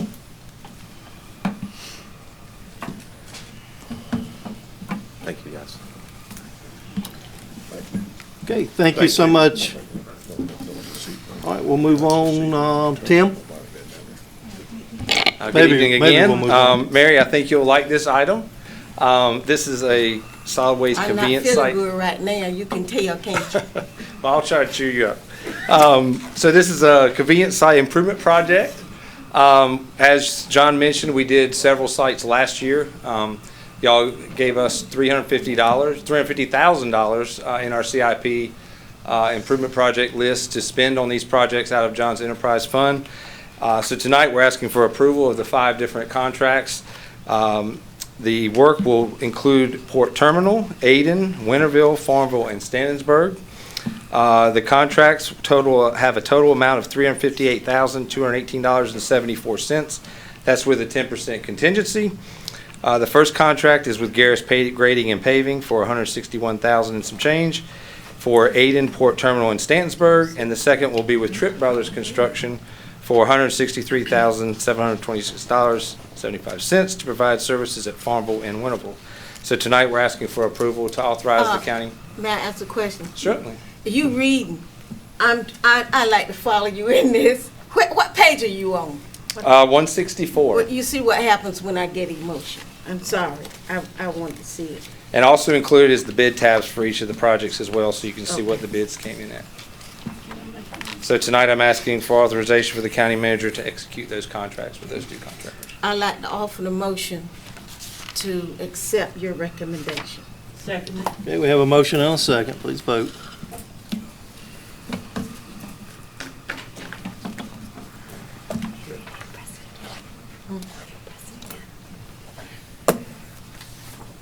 Thank you. Okay, next up is the American Rescue Plan Act update. Sam?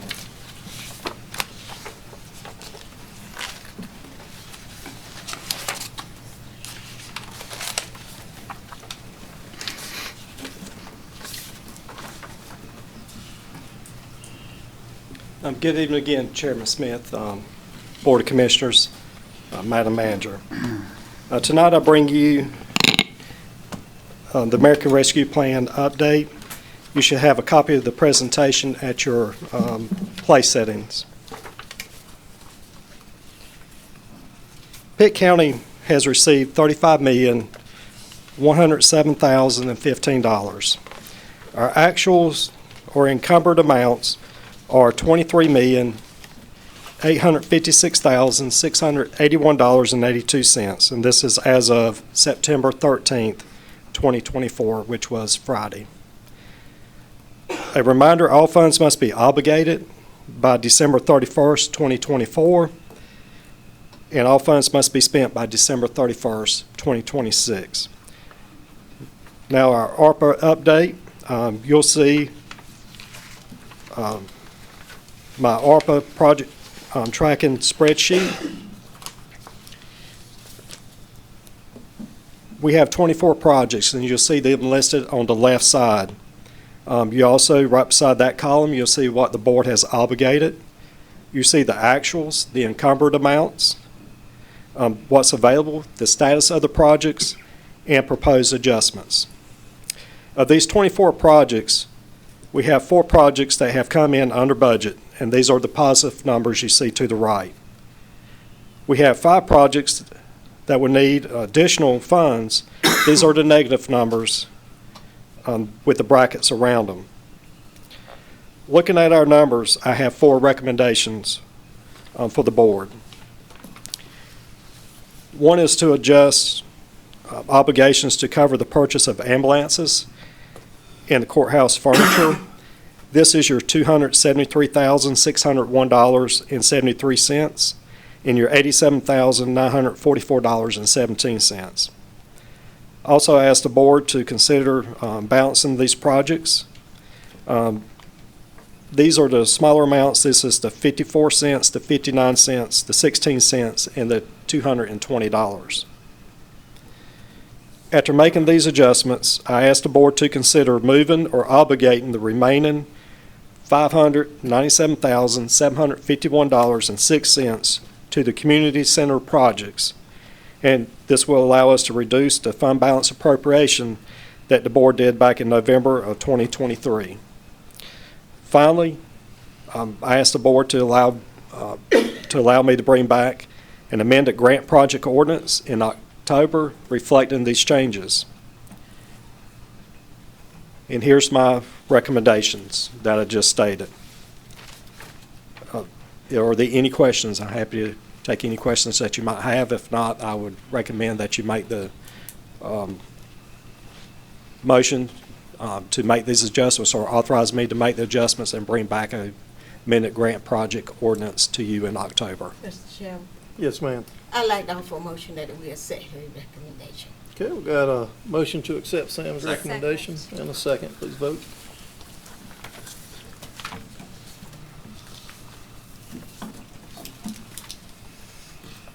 Okay, thank you, Sam. Thank you. Next up is the approval for the interlocal agreement with the city of Greenville. That's Matt. Thank you, Chair. Just to be brief, so tonight we're asking for the board to approve a resolution that would grant the county manager authority to enter into an interlocal agreement with the city of Greenville. This interlocal agreement will allow the city of Greenville to provide oversight for the administration of a sale of property that's located on 5th Street and 10th Street, formerly known as the State Highway Patrol Building. It's now unoccupied, and I believe there's a desire to sell both by the city and the county.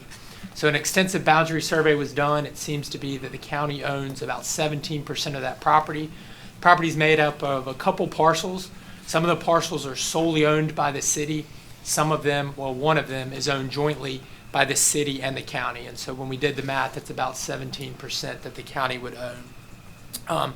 2 points that I'd like to, that are noteworthy of this interlocal is, one, as to cost. The county has the ability to object to any cost that we believe is unreasonable or unnecessary.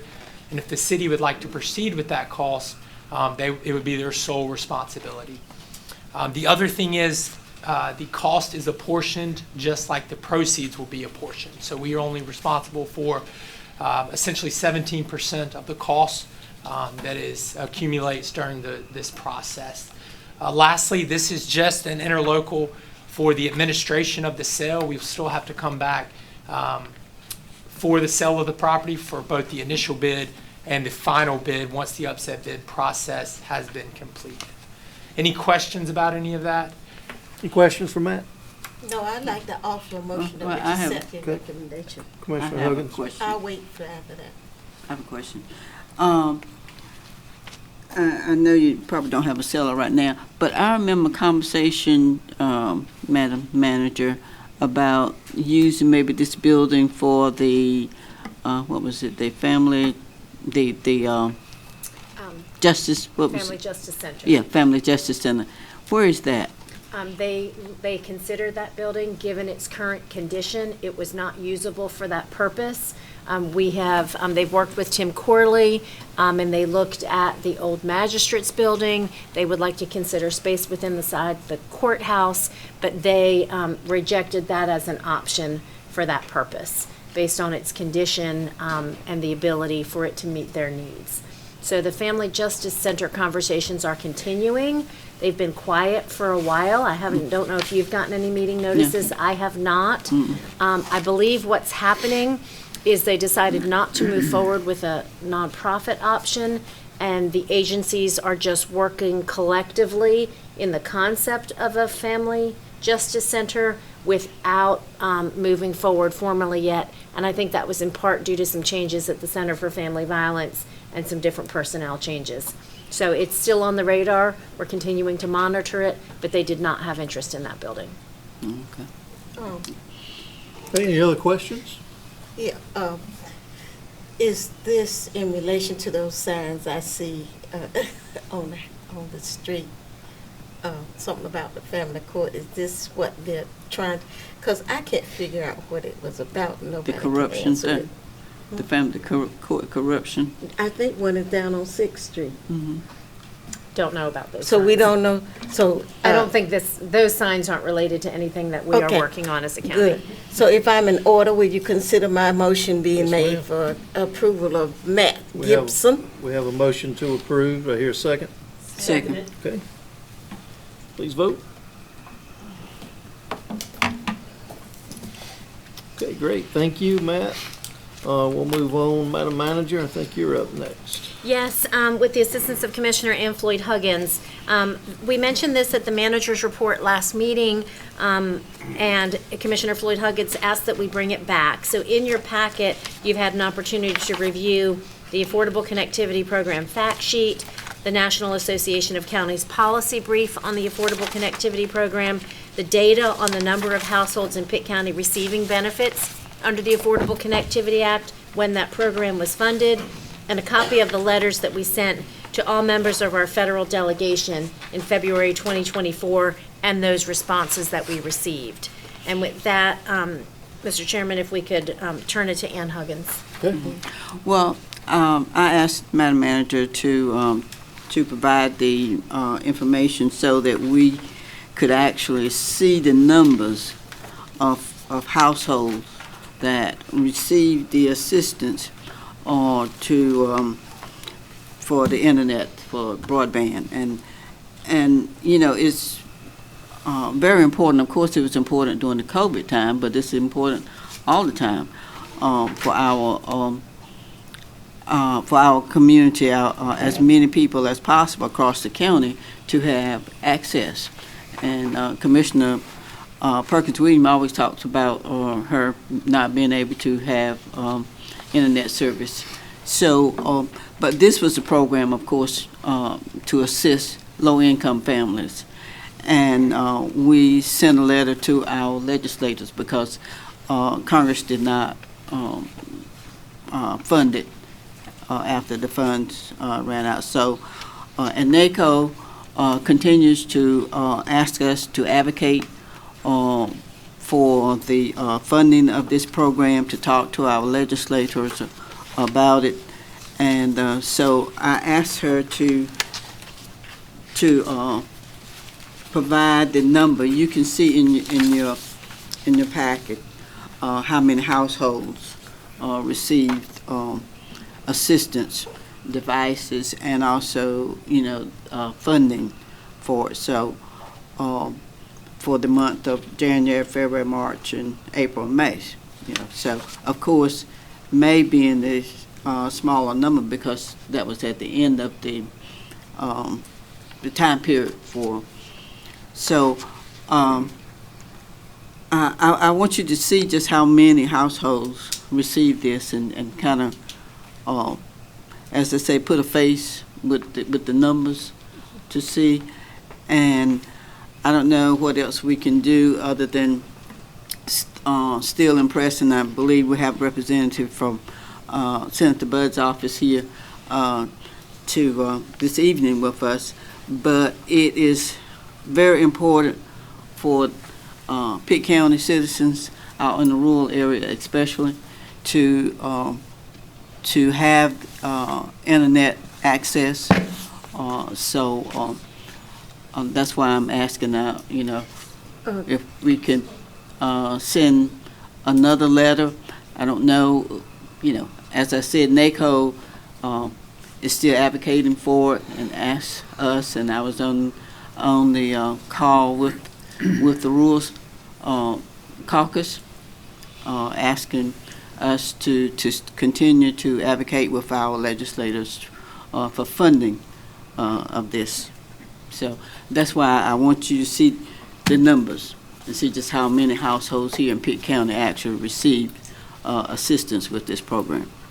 Was there not some concerns, Madam Manager, maybe you can, wasn't there some concerns with some fraud going on within that program? Is that why Congress did not continue that? So we sent the letter to all members of our federal delegation.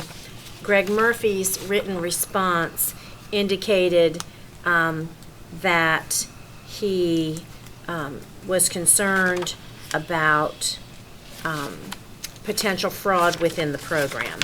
And he did not delineate what that fraud was particularly, but his response said, as part of his letter, secondly, the program is potentially rife with fraud. The FCC Inspector General issued an advisory regarding many service providers using a single person to sign up multiple households for benefits.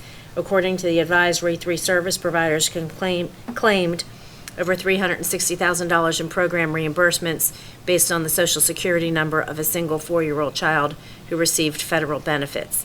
And he said, let me be clear, I am not for altogether shuttering the Affordable Connectivity Program or broadband subsidies.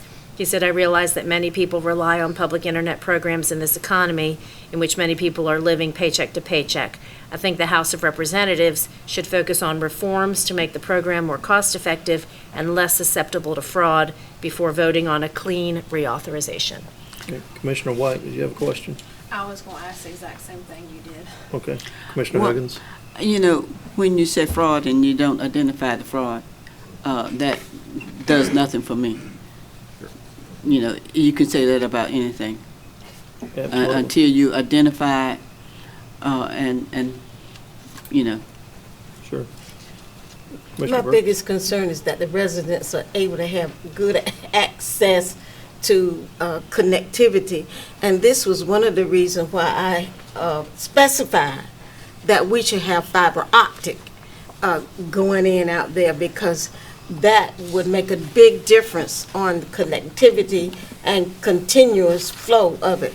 I haven't heard any difference in the changes, you know, of that, and I'm just waiting to see how far to get. I've only asked Mike Taylor, who's over that kind of stuff here, once about the laying of it, and it's not all laid yet, so I didn't want to raise a stink until the work is done.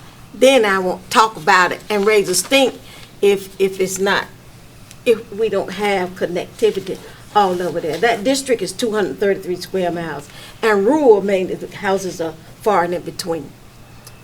Okay. Commissioner Nunley? Thank you, Mr. Chairman. Hold on one second, Commissioner. He said Nunley. Commissioner Nunley is next, and then we're coming back, right back to you. First of all, I'd like to thank you for being here, sir.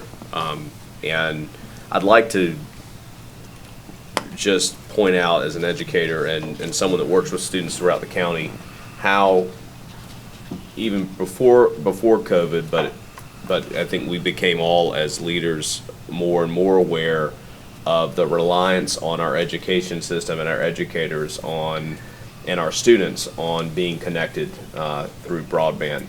In the 21st century, a student, whether or not they're kindergarten, first, second, third grade, they are learning necessary skills and having to rely on those skills in the classroom, whether it's through public education or independent education, it doesn't matter. It's a part of education now.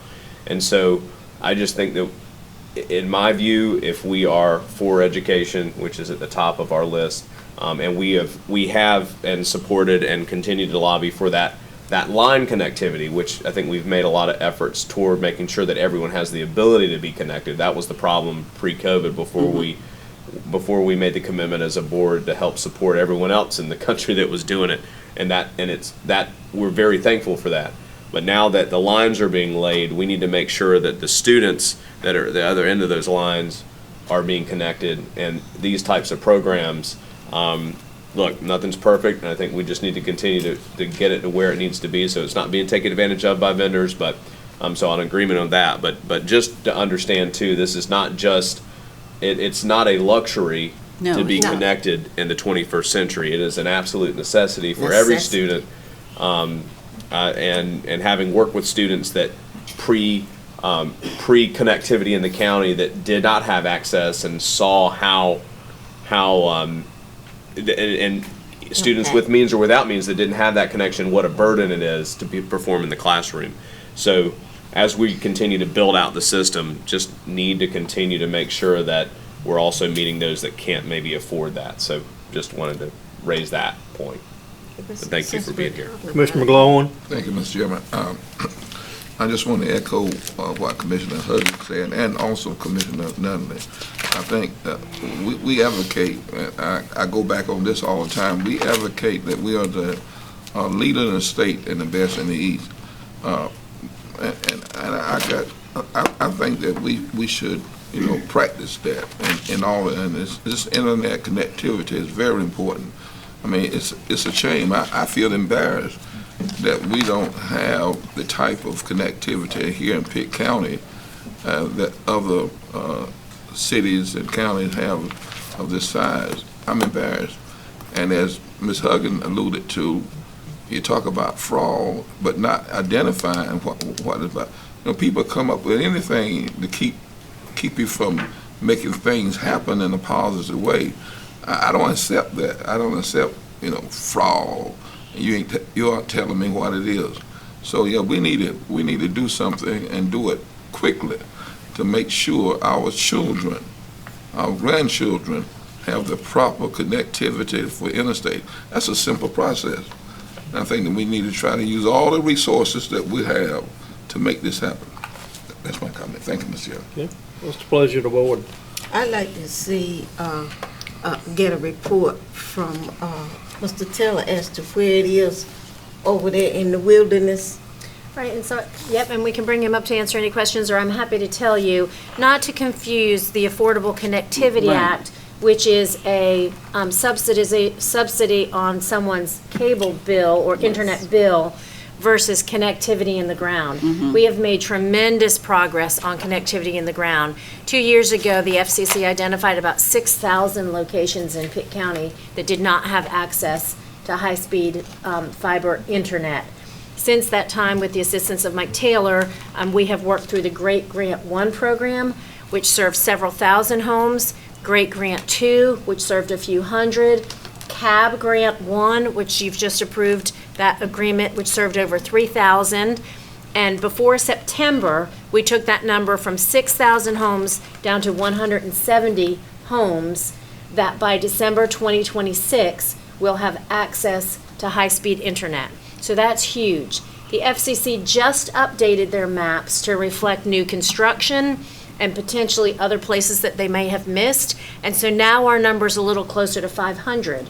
But we continue to work very closely with the North Carolina Department of Infrastructure, NCDIT, Department of Information Technology, on CAB 2.0 and BEAD, so that we can get those last 500 served, so that by December 2026, everybody will have access. This program, the ACP, is about affording that access once it's available. So it's a two-step process. We've made tremendous progress on the first half, although it's not all in the ground, it's in process.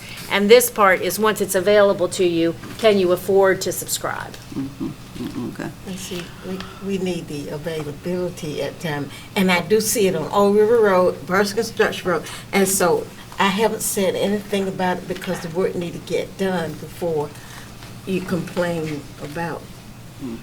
Well, I don't know, if this would help, but if we send another letter and include, and I looked at the letter that was sent, we talked about the population of Pitt County. We didn't talk about the subscribers or the households, how many households were on the program. So what if we sent another letter speaking to the number of households that, and then worded that we, asking for funding of this again. That's just an We'll idea. put that in the form of a motion. My motion, that we send a letter. May I ask you a question? And we've sent letters, so this is another round of letters. Yeah, but this letter, the other letter did not say how many households. It talked about the population of Pitt County. We sent the letter on behalf of 179,000 citizens of Pitt County. But these are the households that were affected or are affected by the loss of this funding. Do you have the statistics and stuff? Huh? Yeah, it's in. I mean, to say that Yeah, right here. So we have a motion to send another round of letters, include the data as far as the number of homes that are affected in Pitt County. Yeah. A second. Could I add one thing to that motion? Currently, I just asked our attorney if this was a part and parcel of our legislative priorities. We've got broadband in there, but maybe if we, as a part of doing this, also make a sub-priority that advocacy on this point, the affordability, be included in those legislative priorities, just to formalize it for our staff. If what ability? The affordability. Oh, So we have okay. I just broadband, wanna but hear just that to, word. because this is kind of that second phase, right? We've got it in the ground, let's make sure that people get it. Yes. And this would be part of our federal legislative goals Right. rather than our state. Right, Yes. right. Okay. Yes. Is that okay, Commissioner? Okay. Did you get a motion? Okay, we have Did you get have a motion and a second, I think, so let's vote.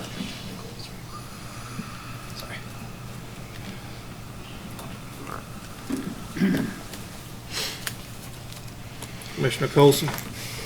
Thank you. Don't think the Just for clicker silly clicked in. reasons. I pressed it, but it didn't do it. Okay.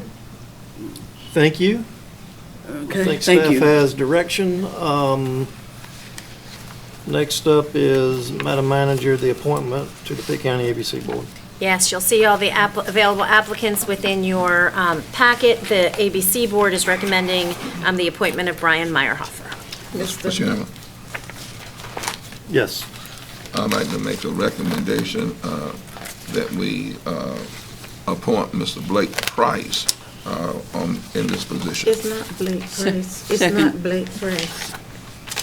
Yes, and if we could do it in the form of nominations, that would be consistent with your rules. Okay. Mr. Yeah, it is Chairman, Bryce. I would like to make a nomination that we appoint Mr. Brian Meyerhofer. Meyerhofer. Okay. I second I move that we I close. don't think we need do we need seconds? Sir? Yeah. So do we have it? And we got a nomination for Blake. What's Blake's last name? Price. Price. Second. Price. Are those the two nominations? Yeah, 8 and 9. Okay. So we go in reverse order, is that correct? Yes. I'm trying to think which one came first. Blake Price came first, Brian Blake Price Meyerhofer came second. first, okay. Okay, So we are going to be voting on Brian first. Is Okay. that correct? One, is that one for yes and two for no? Correct. One for yes, two for no. Everybody got that? So, say it again, who are we voting for? Meyerhofer. Meyerhofer. Is yes mean that we want to Yes means you do want Brian. Yes, Meyerhofer? No means And you no don't. mean we don't want Meyerhofer. Two mean you don't want. Yeah, two. One is for yes for him, two is no for him. Okay, thank Okay. you. Now I understand. Everybody good? Thank you. Okay, let's vote.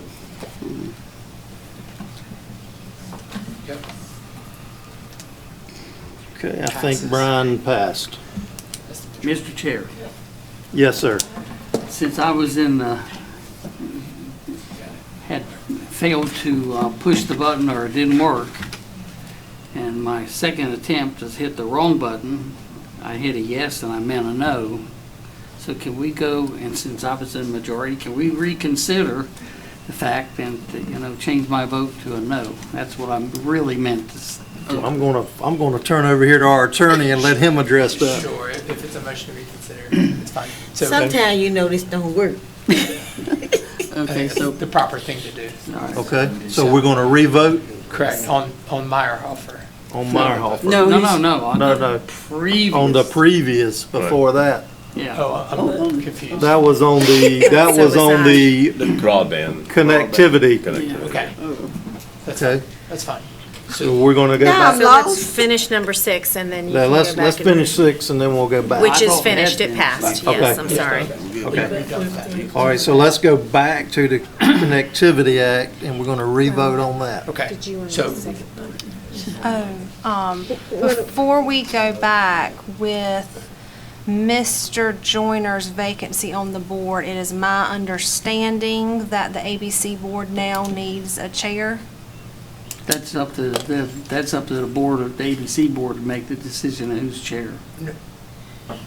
no, so that, under the statute 18B 700, the appointing authority just for this board, the appointing authority selects the chair. We have not, So if I'm just reading what the statute said. I was on that board, and we always voted it. Well, let's do what the statute says. except the last, I've been on there too, just like Tom. And until the last time, you appointed, but before that, it has been the board electing the chair.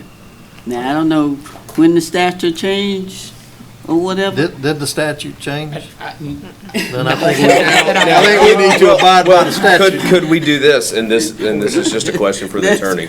Could we within our statutory authority to make that appointment, could we defer to the authority of the board to make that decision internally?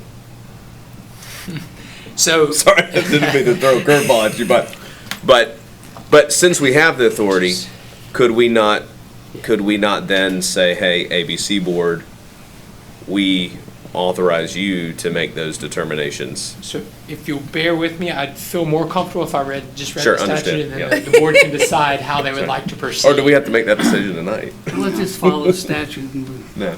we just. I'm lost. I think we should Really follow think we should follow statute. Apparently. I'm lost.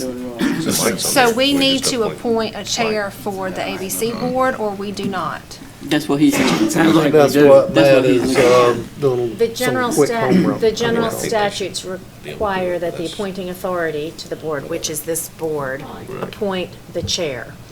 Well, now that we clearly know And that, the I question think we ought is to- whether or not that authority is delegable to the board to the ABC board. Mr. Chairman. Yes, sir. And Miss Manager, I've served on that board as a chairman for a couple of times in the past years, and I've never known, although we have the right, as you said, this board could do that, but I've never known that maybe with one exception, that the board, the ABC board itself appoints the chairman. That's the way it's been. That's the way I think this is the proper way of doing it. Now, but you said that we have that right. I think the right ought to continue to be with the board members of the ABC board. That's my feel. Unless we find out there's some type of problem with that, I haven't heard of any. I think since we were in error, I think we need to follow what the statute is. So, and just to have a policy debate here, if we have authority, it does put us in a situation, if we need to exert that authority, we can do it. My personal policy preference is that the board, the people in the room that actually work together, make that determination. But, I don't view that from a policy perspective as us going against the statute if we have the authority to delegate it. Because we could certainly claw it back if necessary in the event of that someone's out of line. But, and that's why I asked the question. From a policy perspective, I like the people that sit on the board to make that determination, just like I like us to be able to determine who's going to be our board chair every year, as opposed to someone on the outside. And we're all, aside from one of us, we're all outsiders on the ABC board. Matt, what you got? Yeah, so again, my interpretation of the statute trumps policy decisions from the board. And the final sentence of A says the appointing authority shall designate one member of the local board as chairman. Shall. It shall. And so I think that eliminates, like you said, any discretionary option that the commissioners may have. So you're saying this board should appoint the chairman? Correct, because it says the appointing authority. So I think if that's the case, we should consistently do this all the time. We should make no exception. Let's do it. If we're going to do it that way, let's do it. Hence, and from now on, we'll do it that way. I don't have a problem with doing it, but let's don't wobble with it. That's my concern. You're doing it one way, then you're doing another way. Let's be consistent.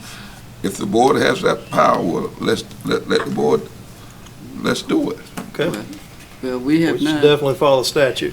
And That's right, in fall following of statute, Chairman Smith, I do have a motion with that. I would like to nominate Mike Fitzpatrick to serve as the chair of the ABC board. Is he on the board And I now second still? it. He is on the board, yes. Okay, He was a good chair. okay. And we don't need a second, we're just nominating. Are there any other nominations? Let's vote on him since we shall. Okay, Is well, Mike Fitzpatrick seems gonna like be- Mike is the only nomination, so That's what we let's need vote, to do. please. We're gonna vote for Mike Fitzpatrick. I can't even get that right. Yes, Fitzpatrick. Mike Fitzpatrick. Since I'm on the board, What? Okay, sorry. Oh, okay.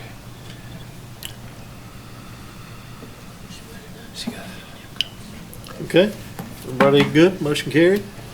Did it? I didn't see. Did it?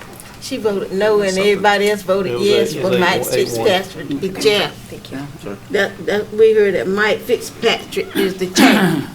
Okay, we'll move on to commissioner comments. I'll start to my right with Commissioner Ward. No comments. Okay, I'm Before we sorry. do that, I believe to revisit Commissioner Colson's. Okay, I'm sorry.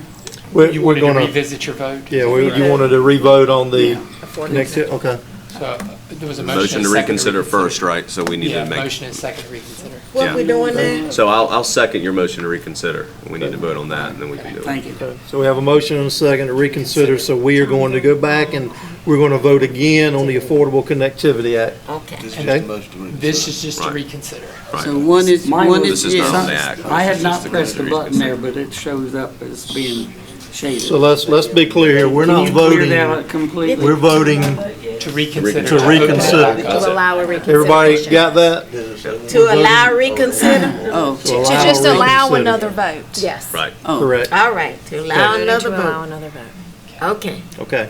So we're going to allow another vote that passed, so now we'll vote again on the Connectivity Act, correct? Correct, but the two, it's a two-pronged motion, is that correct?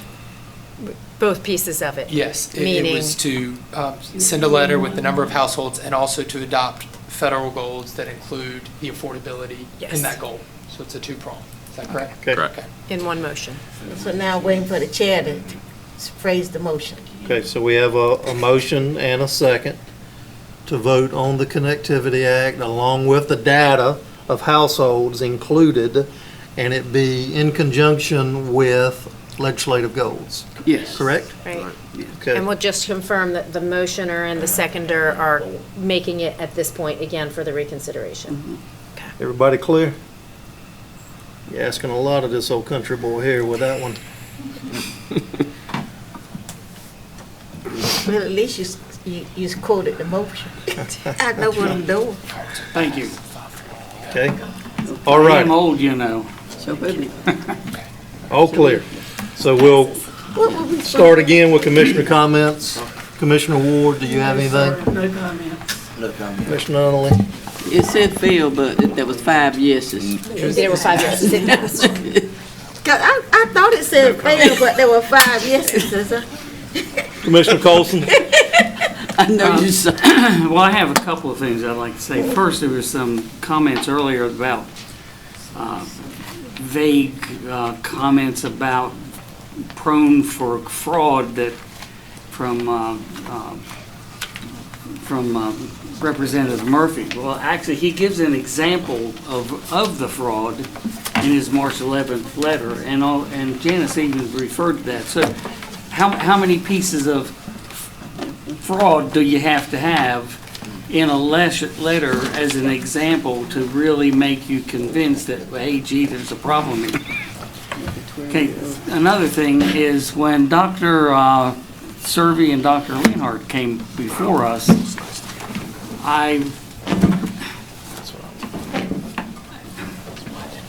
I'm confused, Janice. Please help me with this. The RFP, which was supposed to be issued, has never been issued? That's correct.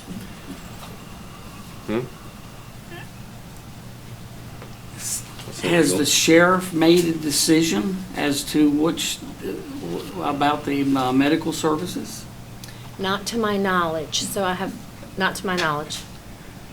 Okay, so is she going to issue one? And as Dr. Sery and Dr. Leanhart, are they going to be given an opportunity to vote? I mean, to do something? Just submit a bid. Submit a RFP. I mean, they're ready, willing, and able to do so. In fact, I think they already have it ready. All what they need is for the button to be pushed, and RFP is going to be put out by the sheriff. Mind you, that the sheriff created the disaster that we have in there right now. She insisted that the provider that we have on staff right now push out Dr. Leanhart and Dr. Sery's track record, I think, for no reason at all, other than maybe some personal reason. And I just don't get it. They had almost an unblemished, I think maybe an unblemished record, and she insisted that she was not going to issue anything except to the company that we currently have, that we have problems with. Now want the, what was it, 20%? 15%? What was the raise? 22%. 22%, gee. Let's give everybody 22%. Raise. Yeah, that just really bothers me. Why is she not issued it yet? What's dragging her feet? Do you want me to respond? Yes. I can share what I know, which is that this board, at the request of Sheriff Dance after a presentation from Lynn Capehart, said that due to a 22% increase in the jail health contract, they were requesting that it was the responsible thing to do to seek an RFP for proposals because they were unable to reach an agreement on the amount of the contract. This board at your prior meeting authorized that, approved that, and the timeline that was in that agenda item showed an RFP being released in August, mid-August. And so following that meeting, I did communicate with the sheriff's office and said, before you get this RFP out, give me the courtesy of looking at it first. So, because I wanted to see the RFP before it went out, since it's really on behalf of the Board of Commissioners to serve the sheriff's office. And she said, that's sure, I'll get that to you when it's ready. On August 27th, I sent an email to the sheriff's office and her team that's working on jail medical, asking for a status update because I hadn't seen anything and it hadn't gone out. And she advised at that time that her attorney advised at that time that they were negotiating with WellPath to continue, that WellPath had not terminated the contract, that she was negotiating with WellPath to an amount lesser than the 22%, and that she was waiting a proposed contract. So I advised that the Board of Commissioners had directed that an RFP be issued, that they couldn't just enter into a revised contract, that would have to come back to the Board of Commissioners to discuss why they were recommending an RFP not be issued, and then seek approval for a revised contract with WellPath, that would be within the authority of this board. And so the response was they were waiting on that proposed contract. The sheriff did say, and I clarified, does that mean you are not intending to issue the RFP? And she said, we're waiting on the proposed contract, do not intend to issue the RFP. So my plan at that point, that was August 27th, was that they would get the proposed contract, they would route that contract, they would bring it to the board, and then that would be our conversation about why the RFP was or was not issued, and this board could provide direction back on that. But I have not heard back from the sheriff since then to know if she has a proposed contract that she's negotiated at a rate that is acceptable to her. I also told her that any rate above 5% would exceed budget and also require a budget amendment that would be within the authority of this board to do. So my understanding is that she was waiting, my last communication on August 27th was that she was waiting for a proposed contract from WellPath, that she preferred not to issue an RFP, and that she was going to bring to the Board of Commissioners the proposed contract and a proposed budget amendment to discuss with the board next steps. Okay. Well, there's a track history with WellPath they've had deaths at the jail, two of which, quite frankly, if I was a family member, I would be suing. I would. It's, it just, I don't care if they come in low. Their track history is terrible. Anyway, third thing I'd like to bring up, and it had to do with fire ordinance. I missed, it was Dr. So-and-so, I missed who the person was that came up and talked about the fire ordinance, for firearm ordinance. No. Yes, About okay. guns? Yeah. Okay. And I thought she was well-spoken. Ann was on that committee. Melvin, I think you were on that committee. I was on that committee. Janice was the one that actually wrote up the documents. We had people from all walks of life across the county, including one member who was with the Sons of Confederate Veterans on the board. And we unanimously passed that ordinance. Now, there was a lot of people that came here, in my opinion, that were gun owners that felt like their rights were being trampled upon, and there's a long story behind it, but the ordinance did not pass. It did not go through. I may have mentioned this before, but I'm lame duck. I don't know that I'll be here when it finally comes up for a vote. If it comes up before my last meeting here, I will vote in favor of it. There was nothing in that ordinance, nothing in it, that prohibited a gun owner from doing what they wanted to do with their guns for self-protection, target practice, and so on, but it it required them to be, I'm going to say, reasonable. You can't be but so close to a house. You can't shoot onto somebody else's property, I think was one of the other provisions without them knowing about and agreeing to it. There's any number of things in there that were just reasonable. I could see a kid out there on a four-wheeler half a mile away and people shooting, and bullets go a long way. Bullets also drop with the speed of just like a marble. You drop it out of your hand, it hits the ground, bullet's going to hit the ground that way. But when you aim that gun up, that bullet can travel a mile. Yes. And you can hit all kinds of things. Anyway, please, I'm encouraging the board members that stay on this board, please read that ordinance, get familiar with it, and get comfortable with it, and vote for it, because I think it's the proper thing to do. Anyway, Well, I think last month, Madam Manager, we were going to get that ordinance back out, because I haven't seen it, and there's probably some newer board members that have not seen it. Have we sent that back out? It was in your weekly packet Okay. right after that meeting, but I can certainly resend it as 'cause a I missed it. refresher. If you'd resend it, I that'd be think we great. certainly That's what visited. That's what I agree with Tom. That's what I was going to do. I'd like to make a motion that we revisit that ordinance, because we did talk about it, and to bring it back. I think it's very important. As a former firearm instructor, and listening to the people in the community talk about the danger this is posing, so I think that we should revisit that. I'd like to second your motion. Do we need a motion for that, or can we just ask y'all to bring that back on a future agenda next month? You can just ask me to bring it on next And month, we'll that's just fine, say I'll do we'll that. bring it back. I don't think we need any motions. Let's go back down to Commissioner Floyd Huggins. I had something. I talked so long she forgot what she was going to She say. forgot what she Can you do. come back to it? She forgot. I did forget what I was going to She say. would forget. She forgot. Well, that's okay. Tom talked so long. Maybe it'll come back to you.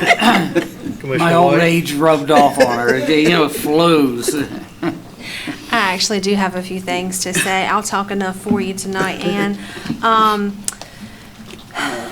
Ms. Gallagher, can we give the sheriff's office the follow up on that directive for the RFP since that's not been done, and the directive was given back in August. Can we follow up with the sheriff's office to get that bid out ASAP and bring an update back to us at our October 7th meeting?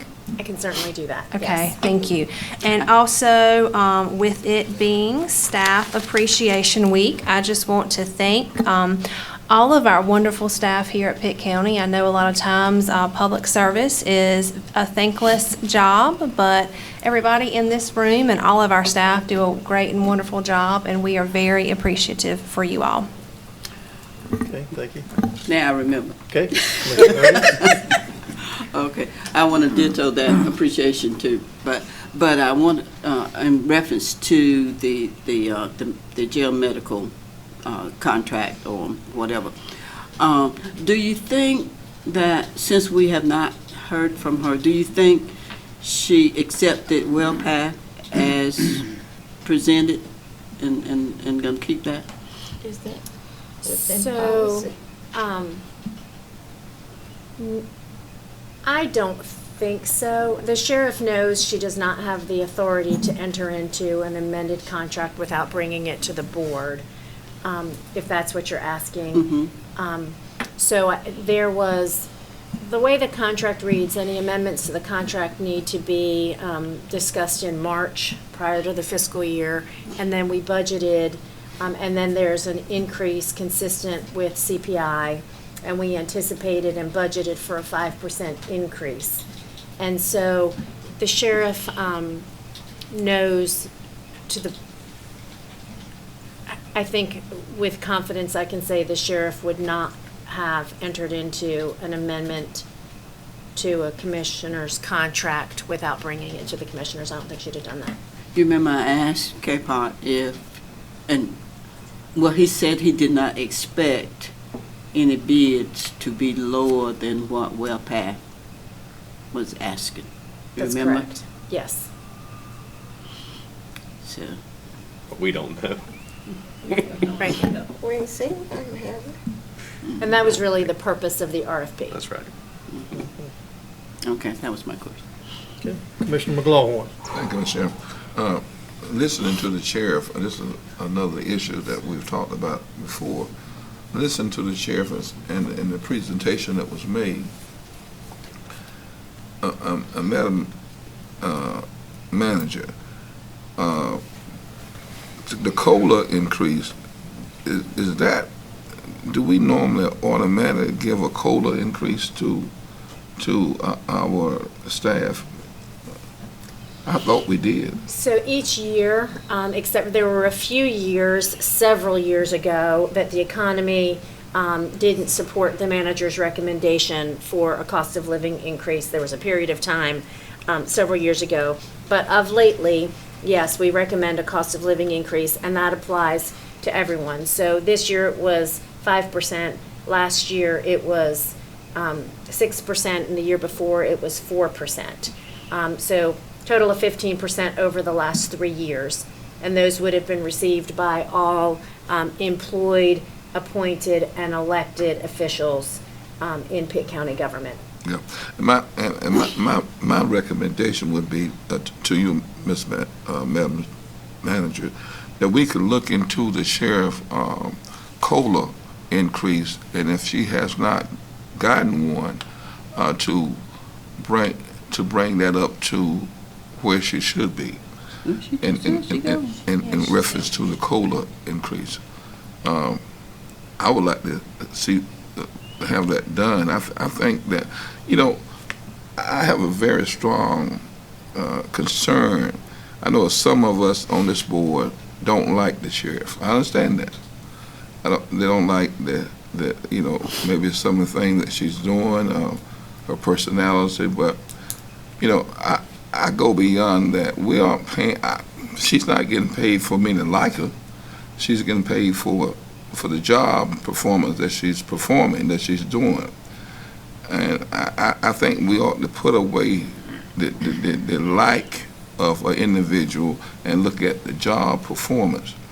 So my point of saying this is that if she has not gotten the COLA increase, I think she's deserved that, and that we ought to look into a means of making sure that she receives that.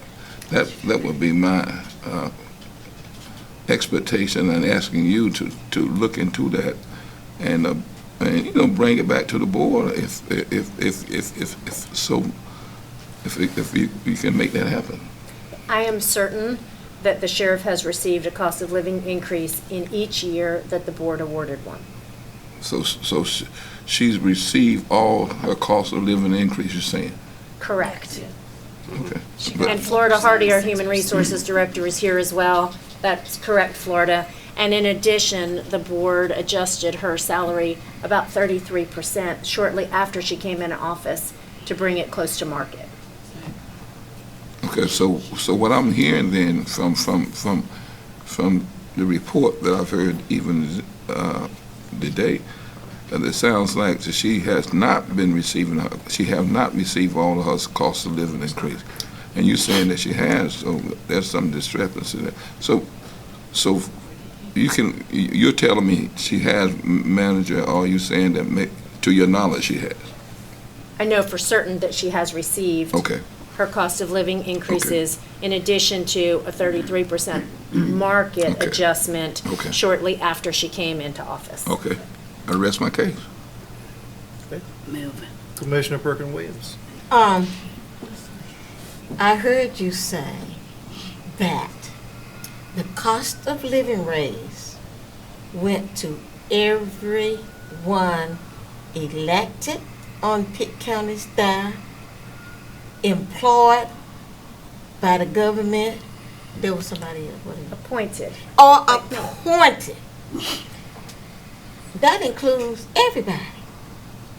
So if that didn't happen, something's wrong. So here's what I want to say. I would like to say to everyone, I appreciate all you're doing. I think the staff, the employees, everybody doing a wonderful job. And when we give the employees cost of living raise, it is a cost, it is a raise. The last word on it is raise. Thank you, Mr. Chair, for giving me the opportunity to make a difference. Yes, ma'am. And I would like to thank our staff for all that they do each and every day. Your hard work shows in what we're able to accomplish here. So thank you very much. I'll entertain, I think we've got a closed session. Motion to go into closed session. So I have a motion to go into closed I session. second it. If I may read the Yes, statement please. real quick. It I has been second to go into closed session. 1 second, let Matt read his statement. It has been suggested this body go into closed Oh, session. is he gonna make some comments? It has been suggested this body go into closed session under the following grounds. One, to consult with an attorney employed or retained by the public body in order to preserve attorney-client privilege under North Carolina General Statute 143, 318, 11A3, which privilege is hereby acknowledged. And two, to prevent the disclosure of information that is not considered a public record under North Carolina General Statute 143, 318, 10. And now the motion. Thank you, Matt. Mr. Reed.